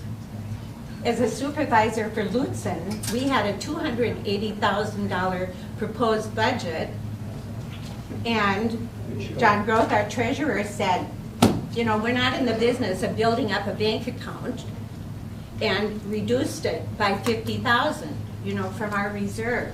Well, at a time when the county is, expenses are going up, and when I look at this median income that is 53,000 per household, and county people are getting 17,000 more than that, you know, with their benefits. 53,000 doesn't include benefits. That's just a wage number. Yes, it does include benefits. 70,000 includes Yes, it benefits. does, but the 53 doesn't. 53 is wages. The median household income is just representing wages. So they're not apples. yeah, and just to put the fund balance into context, that the 90%, if we include all of our government, that's just general fund. If you include it with all of our governmental funds, meaning highway, human service, airport, building fund, we are at about 50%. Years ago, it wouldn't have looked like that, but some of the use of fund balance has been in the highway department and in social service. They don't actually have enough to cover their own expenses. So if we're in a short period, in this period of short money from December to, just for that, actually their funds, some of their funds come from the general fund to carry them over. Years past, we would keep, we had a 60% fund balance in the highway department and 40% in human services. But over these last 5, 6, 7 years, we've been using those fund balances too. So when I'm calculating and talking to the board, I'm looking at all those funds because we have to support all of them. So in essence, Which doesn't mean, to your point, it doesn't mean you can't use it. You certainly can, but for the reasons that I've outlined, I'm hoping we don't. You're next. The lady there in pink, you and? You're up, please. Do you know the reason, one of the main reasons the Rome failed? High taxation. And we can learn from on these things. And as we're here to tell you that we do not want taxes raised. In fact, I want them cut. And you're voted into office to serve the people, to serve us, not to do your will. You're to do our will, and we want to do the Lord's will. Okay? And I agree with Hazel about the national budget that's being worked and the conflicts that are being done right now. So we're really concerned. We're thankful that you're here to serve us, but we want you to serve us and not serve yourself. And we want the taxes cut, loud and clear. We want them cut, not increase, but cut. And there's things, if we can't afford them right now, don't do them. Pay the bill first and cut the rest. I agree with you. The bill needs to be paid. Pay that first. But the other things, if we can afford them, cut them. And wait until the funds do come. Thank you. Mr. Bershon, I heard that what they pay for the the membership dues all go to Duluth. How come? Shouldn't those membership dues go to pay for the water? That's a very good question. Very good question. Yeah. When I got involved, which should have been, I guess, December of 2013, and became chair of the advisory council, and that was the first thing I learned, is that the Ys that are functioning now, there's YUSA is the largest nonprofit in the United States. It serves millions and millions and millions of people, and so they have an corporate structure as a nonprofit, and so when they're dealing with expansion, they want to keep the costs down. What they do is they will have an area YMCA sponsor or become, create branches. So we are a branch of the Duluth area YMCA.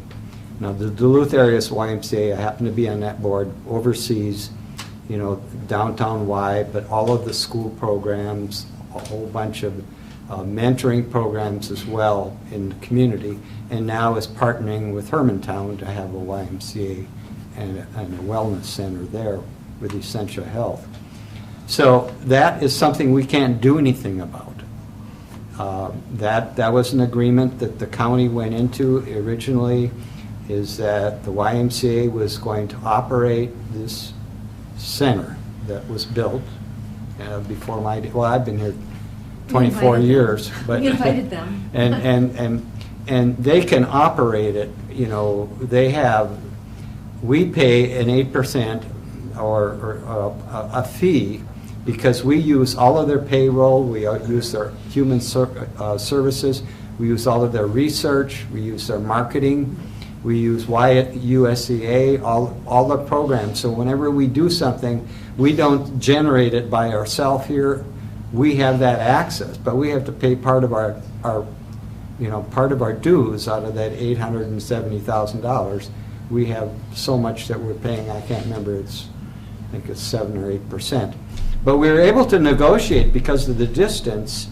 We were able to negotiate with the Duluth area Y, where we actually have a Duluth employee by Betsy Blaisdell who is working here, so that we get more direct service, because we were having some issues with that. So I think the Duluth area YMCA has been really good that way. So does that explain that?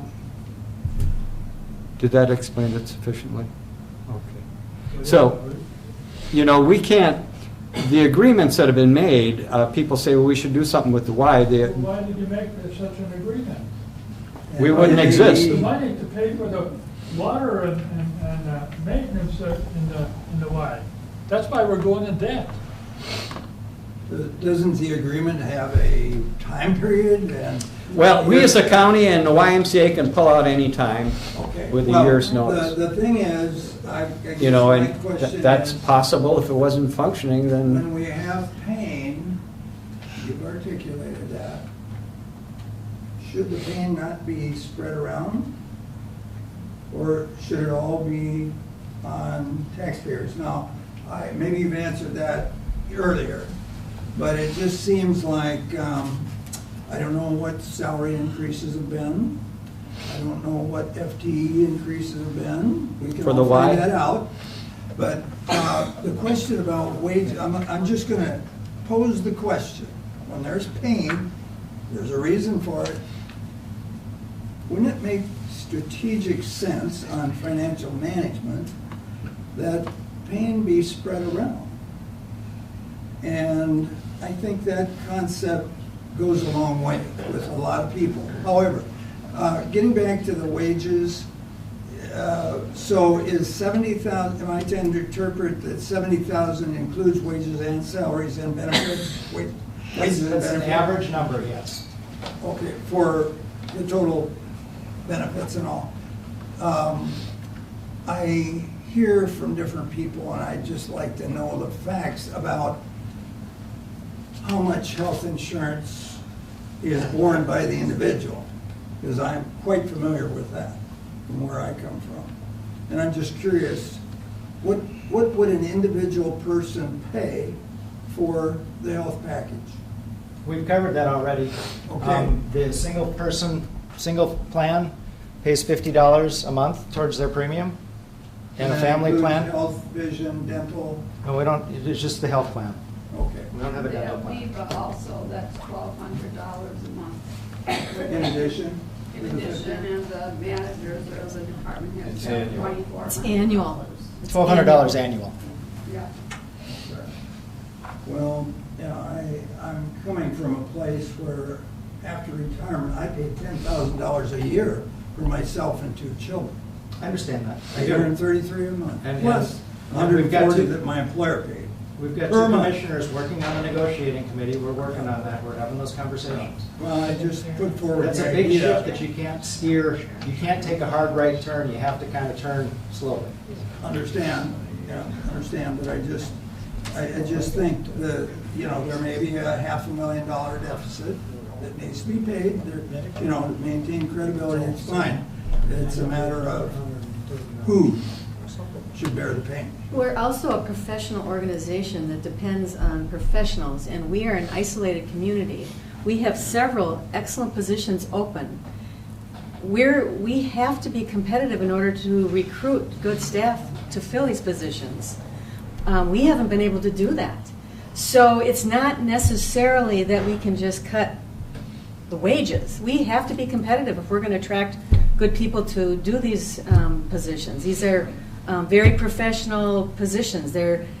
These wages are not set by us. People are not knocking on the doors of all Cook County businesses, including the government, to take our jobs. We're facing huge crises in employment in this county. That's just another screen of challenge that we have to face. So our policies around wages, benefits, have to be competitive with the whole state. There are other things besides salary, of course. Right. I said benefits.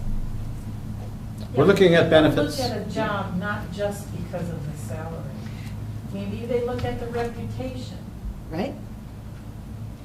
We're trying to build a strong professional reputation so we can attract the best. That's why for the last 3 years we've been investing in employee development, and we've done lean processes. We've done a ton of education to make things leaner, to make people more efficient, to make our departments more efficient. We combined the assessor's office with planning and zoning, and we created one land services. These things don't happen overnight. We are all pretty young commissioners that are serving in this capacity. And it's hard work, and we have to look at a lot of things that you don't even realize we have to look at. So don't assume that this is simple organizational work. It is not simple. It is extremely complicated. It's way more complicated than business.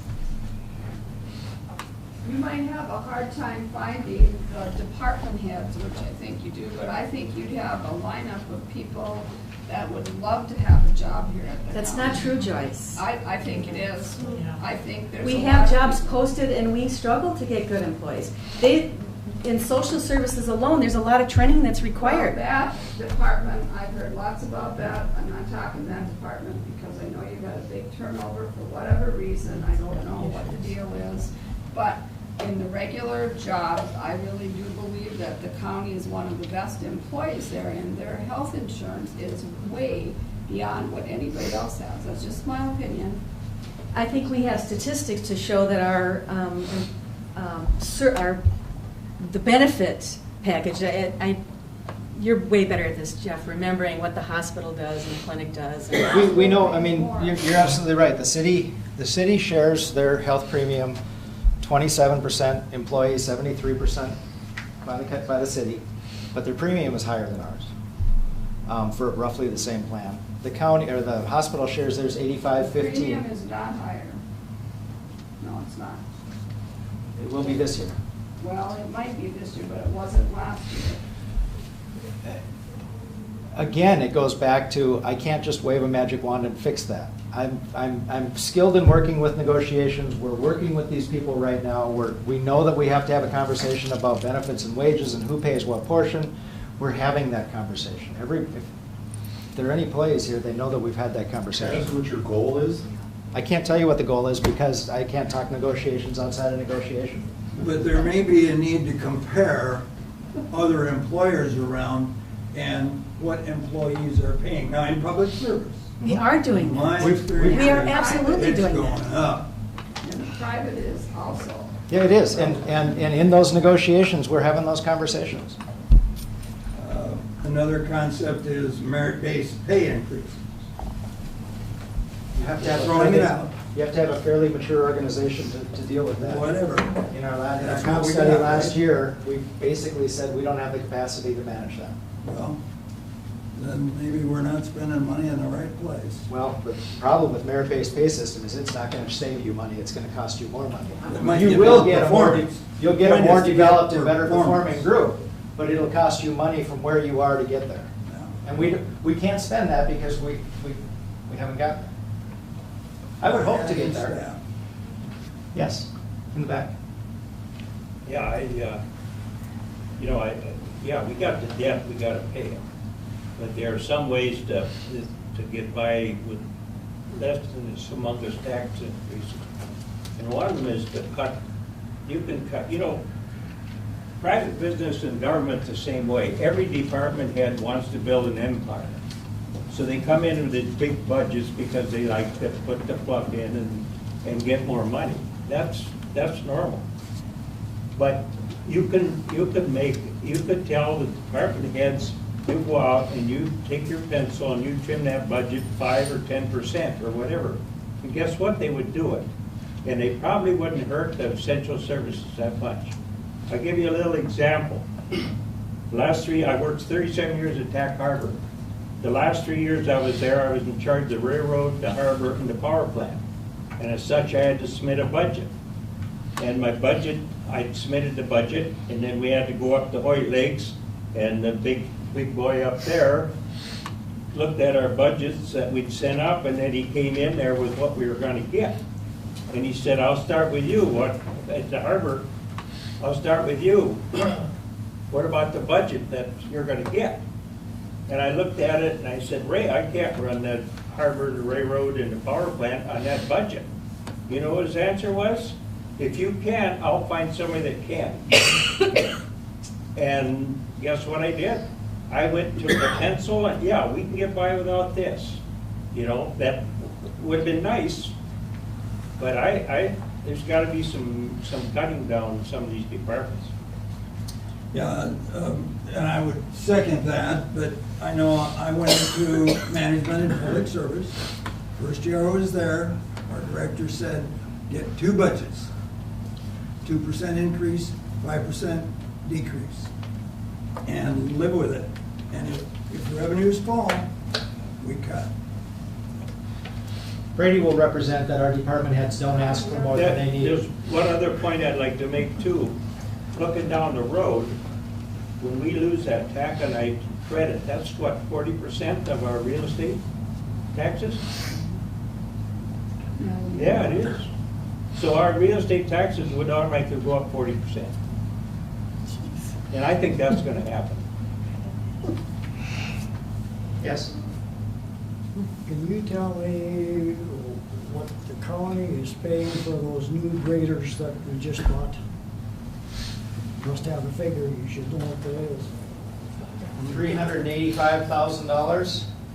Okay, that's a top shelf grader with all the fringe benefits, right? Yep. Well, I'm sure all the years up here, we've got along with a lot less graders that have done the job. If you bought a cheaper grader, it cost for $100,000 less, you bought three graders for $100,000 less, you'd almost have your $550,000 that you're off. But here we are at them $500,000, $400,000 graders, and it's absolutely insane. They've got a lowboy truck over there, a brand new lowboy truck, and a trailer, their lowboy trailer. They had a very nice lowboy trailer. They didn't have anything large. The largest thing that they had to haul was the excavator that they rent every summer. And I believe, I'm not sure about my figures, but I've been in the trucking business for 40 years. I know what trucks cost. And I know they had to pay around $200,000, $250,000 for that lowboy tractor. And I believe that trailer was around $90,000. And why do they need something like that for the equipment that they have to haul? And you talk about cutting to the bone. I can't see where their highway department is cutting to the bone when they have that kind of equipment, when they can buy something less that'll do the same job. The highway department was tasked with coming up with a capital equipment replacement plan before I got here. And those things have been replaced according to that replacement plan. And the direction that I've received from the board is we're going to be bringing a new engineer on staff, and we want to redo our assumptions, and we want to revamp that plan. It's coming up on 5 years old. It's time to look at it. We'll look at it. That started 2010, that new plan. We were trying to bring the average age of the equipment down. That was, and that was actually the year that the BWCA money went from 700 to 2 Trucks they million. got running, hauling salt up and down here, they're a lot older than the trucks that we're selling for next to nothing. Yeah. There's a lot of miles left in those trucks that they were getting rid of. I'm on the Highway Safety Committee, and we're going to look at that. We're waiting to get a new engineer, but When you say we're listening people to can't understand, can't see where you're claiming you're cutting to the bone, but you're not. When you see the equipment that's being purchased in that highway department.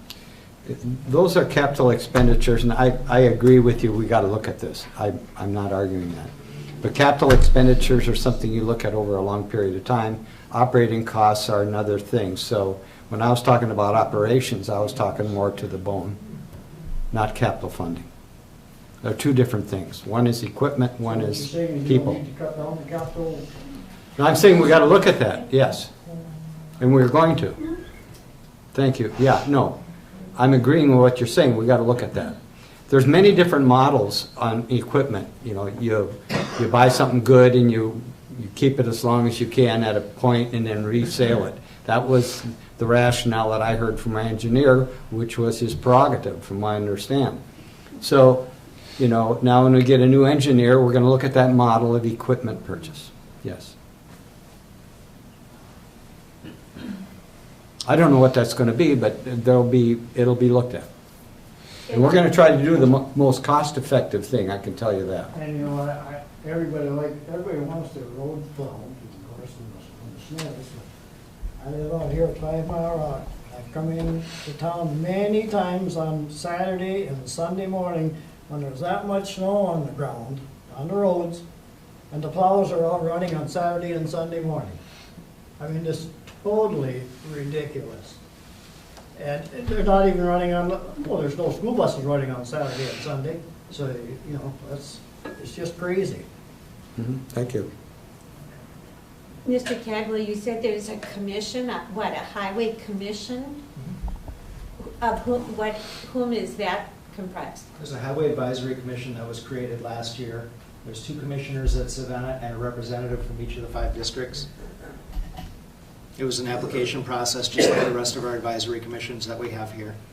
And if we have a vacancy, then we advertise that we have a vacancy in a commission, and we usually try to keep the representation, 1 person from each district and the 2 commissioners. So people who have experience At this point in time, we have building, highway, we have whatever. 2 equipment operators that are actively working in the county on that commission. Thank you. And Commissioner DeShaw, who knows a little bit about it too. If anybody has individual questions, we'd hang on. If we're at a point that we can wrap up, we can wrap up. If you have individual questions, I'll be around for a little while if you want to stay and ask. The information is on the website. Our meetings are open. Our meetings are live streamed. We're hoping to set a preliminary levy on the 19th. Thanks so much for coming and expressing your views. And it was worthwhile. I learned some things. Thank you. I have one more comment to make. You know, I've observed what the county commissioners have done, and I'm asking all of you to think about these things individually. It looks like you guys vote as a group all the time. I don't see a nay. Oh, I did. Bobby Deschamps, the new commissioner, actually, I heard he did a nay. You guys, you're voting like a group instead of voting individually. There's got to be some different, diverse opinions on this commission. What do you mean? You're shaking your head. What do you mean? I vote for myself. Well, I hope you do, and that's what I'm encouraging. And I vote for myself too, and I'm pretty sure Commissioner Dukert votes for herself. I'm just making... That we vote as, or that we act like a team means that we're really working to make a difference in Cook County. But there also, it's just an observation that I made, and I think a lot of other people have made the same observation. So you want us to disagree just because we should? No, I want you to think about everything. We do think about everything and prepare. I hope you listen to the people tonight and really listen. It's nice to have been able to have a little dialogue instead of stating your opinion and you get no feedback, nothing. And I think you should have more meetings like this so you get input from the community. Good. Just an observation. I'd like to make just one comment.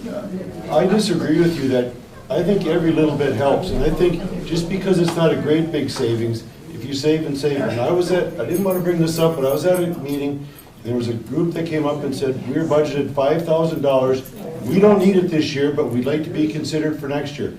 And Commissioner Severson's, the first words out of her mouth was, I wonder who we could give that to. That's not the attitude that we need looking at the county board. It's not just about giving away and making services. And when you talk about services, like say the Y, if people live in Grand Marais because we have a YMCA, they're missing the big picture. I've lived here for 62 years. We didn't have a Y. I love this county and town more than anybody. And we didn't have those services, so it's not just about providing services. It's about protecting some of the taxpayers that have lived here all their lives too. It's a two-way street. And every hand that comes to you, there's 100 more sitting home that are not being involved. So consider that when you keep approving things that, yeah, they're nice. The historical, it's great. Everything's great. But how much can we afford to keep giving away? Think about that. Sure. We don't give away. What's that? We do not Jen, give that was away. right on tape. We invest. That was right on tape when you said, I wonder who we could give that to. And without what the kind context, of an attitude is that? Without the context, I don't even know what you're referring to.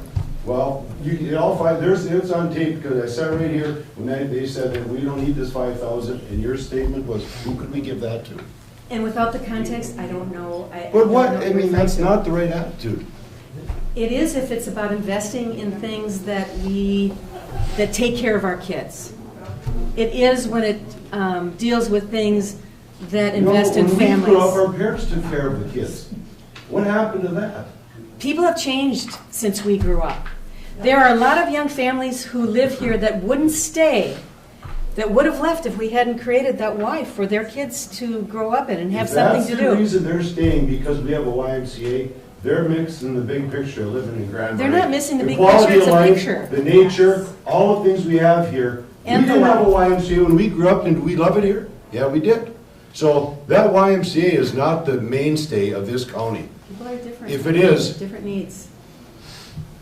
There are a lot of young families that. $300,000 of a $20 million budget. I mean, put it in the context that it really is. It gets so much focus. Really? It gets so much focus, and it's this little teeny tiny much. If 330,000 is a little tiny bit, and this is a little tiny bit, pretty soon, you have $1 million. It's 170 in the county, 170,000 to $20 million. And the kids that are served by the YMCA, it's phenomenal. Then- It's phenomenal. What I would like to suggest to you as a board is that you look at and prioritize what we really need, what serves the most people. Like, let's take, for example, the airport terminal, what we just put into that. How many people is that really gonna serve? You know, how many planes are zooming in here? It's mostly funded by airplane taxes. Well, maybe it is, but we also put some towards it. And where did that come from? The taxpayer, correct? So, you know, what I'm asking you to do is just prioritize and subsidize the things that affect and the people benefit the most from. We try to do that. We have to represent everybody in the county, and not everybody in the county is here. Well, I know, but I feel, Not everybody I know, is able because to I read express your thing themselves. about, it's only the 20% of us that are bitching about No, our no, taxes. no, But, most people are too busy to That's- participate. That's a great point, Jeff. You have to represent the people that don't use those services. They're just as important as the people that use them. The people that can't afford to use them or don't use them, those people need to be considered also. And a lot of them aren't using them because they have 3 jobs. I understand this is a tough place to be. I've been through hard times myself. If you don't believe that about me, then I'm sorry. If you haven't ever taken time to get to know me before you want to take personal shots at me in the newspaper, that's fine. If you want to take personal shots here on TV, go ahead and do that. I'm not going to fight back that way. But please understand that in my professional experience, I am making my recommendations to this board that these services are the services that this community needs because of the information I'm getting from my professional staff. I have to trust that. If our board says we can't afford to do that, then I'll have to find another plan. But until they do, I'm sticking by my representation that this is what we need to provide in this community. These are our statutory obligations. These are the minimum requirements. You can shake your head at me. That's fine. But I'm making my professional representation. That's what I was brought here to do. I wasn't looking at you. I'm doing what I was brought here to do. And until I'm directed by the board to do something else, I'll continue to do that. And we're looking out for the best interests of Cook County. We want to create and sustain a wonderful community. That's all we're trying to do. We're not trying to make it other than what it is. We're trying to sustain what we have. And that takes some pretty complicated looking at things. It's not simple. It's really not simple. I agree with you on the point. You know that my grandma fostered kids here. We don't have that anymore. We have we have 2 foster families. We don't have people taking in kids anymore. And it's sad. And so we have to serve those kids. So our social workers have to leave the county. They have to have so many face-to-face interactions with those kids to meet the state and federal guidelines. And it sucks. I'm not saying about that, that's nothing to do with, I'm talking about the YMCA. But you talked about when we used to take care of ourselves. We did. We used to take care of ourselves as a community, as people. My grandma used to take in the neighborhood kids, and that's not happening anymore. So what does that have to do with the YMCA? It Because has to that's do a with place public for health. kids to go. That's where they go. Part of That's, it. they have lots of programming for kids there. Have you been there and watched the kids I was playing? just there for orientation, I went through as a Yeah. tour. I mean, my dad goes up there just to And look at that's the the part kids that really playing. bothers me. 13, 15 million, I don't know what the figure is, but they got such poor value for the money they spent in the facility they have. They have a great pool. The rest of it, they put some lines on the old gym floor. The old weight room, the old locker room is the weight room. There was so much money spent and not a very good quality came out of it. It's I agree. being well used, but it's being But well it's used, so- Yeah, it's being used, that's great that it's being used, but isn't there some way that the users can take more of the expenses in operating expenses? We're pretty much down to where the county does We can't the afford maintenance and the contract with the Y, as I tried to explain, and it's difficult. They're running the programs. And if the Y pulls out, If they break even, or is there a shortfall for them? we try to break even. So if they don't break even, then what happens? We got to balance our budget to get it there. The Y. Or the Y in Duluth will have to cover us. That's what I'm saying, the Y Duluth, they're at a zero balance, they don't get any money from here? No, we Above pay a and beyond fee. their expenses? We pay, I was explaining, we pay a fee to Duluth for human services, computer services, billing, marketing, and a lot of that is YUSA. The And so- YMCA pays it, the county Yeah, does not pay County those doesn't pay services. any of that. The only thing that the county pays for is the maintenance of the building and replacing capital Where does the equipment. money from our memberships go? It goes to the, Pay what, for the programming and programming. Well, staffing. they are getting paid then, if it's going to Duluth. You if just said Duluth- they were. Yeah, but we're breaking even by what's coming in and what services are provided. So we're not running at a profit, and we're not trying to Duluth, lose money. The Duluth peak you're talking about. No, we try to meet our budget. We are supposed to meet our budget. We only pay for some services from Duluth into YUSA. So in your budget, do you get the revenue from memberships? In your budget? No, We're okay. autonomous, we're autonomous. No, wait now, no, the accounting, all of our services, central office services, whatever you want to call it, budget, the computer services, the printout of the budgets. So the Duluth Area Y has branches, and we're one of those branches, and there's about 6 branches of the Duluth Y. We're one of those. Each branch is supposed to break even, so that everything goes to services to the membership. I understand, but you didn't answer my question. Our membership dollars, someone comes and pays $100 for the membership, where does that money go? It goes To into you? our budget. Not the county. I'm sorry, the YMCA budget. Duluth branch goes to. But the accounting is done by them. No, the money goes to the Cook The County local, YMCA. it goes to your local board? Yes, if we take in all the membership, whatever we take in as a YMCA in Cook County Community YMCA, all that money we take in, or money donated, or other fees, goes into this budget, and it's just like a profit and loss. And so we have our revenues, which is membership or donations or fees, and then our expenditures are providing the services through staff and having classes or having day programs for kids, and a lot of our programs go for, and swimming and so forth. And our memberships meet all of those programs? Yes, that's what we're trying to do, balance our budget every year. Yep. And now we'll look at that. We'll be looking at our fiscal year now ending, and we're going to look at where we're at. But to my knowledge, at the last meeting I sat into, we're very close to it. That we won't know until the final end of the year. But as far as we know, how we're managing things, the Y is breaking even, and we have to. If we don't, then the Y in Duluth is going to cover our bills. The county was covering them when we started the agreement, and we changed that agreement. So now the county is only paying for the maintenance and the capital equipment of running the building, and the YMCA is, I wouldn't say only, because that's a pretty big part of the. yeah, it's 100. On the budget. Yeah. But it's less Don't than say we they're were. only paying, No. because that's a pretty good chunk. Well, it's 170,000 of But 870. it's less than we were paying for the old pool. we were getting the memberships from the old pool. The deficit, I'm talking about just the deficit of the old pool is more than we are paying for the Y. Now, the school got their Or close. referendum. Do they pay anything for the students who are using the Y during school hours? Certain programs, yes. Mhm. The There's school is fees. paying for those. All of the students are at school, yeah. There's a kayak, and so that's an organization that's formed with the Y and the school to provide some of the programs. And so sometimes they put budgets together. So the school is paying for students who are using the Y. Not during specifically, school there time. may be co-paying on some things, yeah.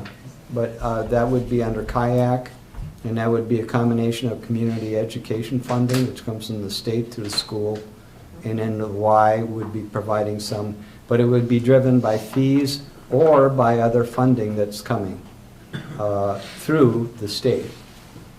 But county doesn't have anything to do I with just it. want to thank you for admitting we didn't get our money's worth.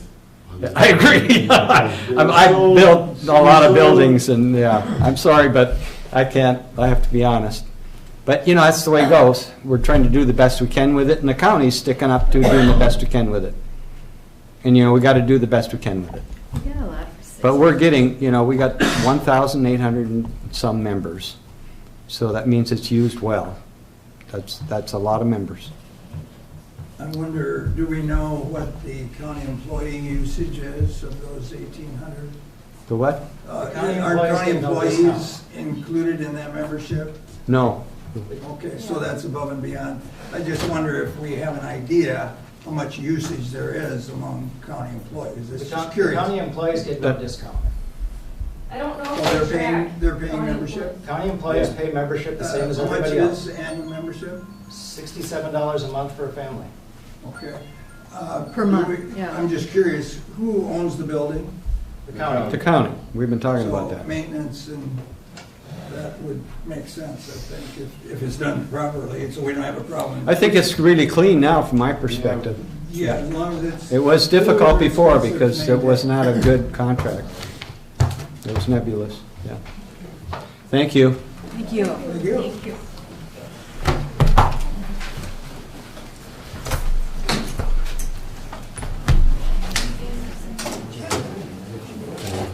Yes.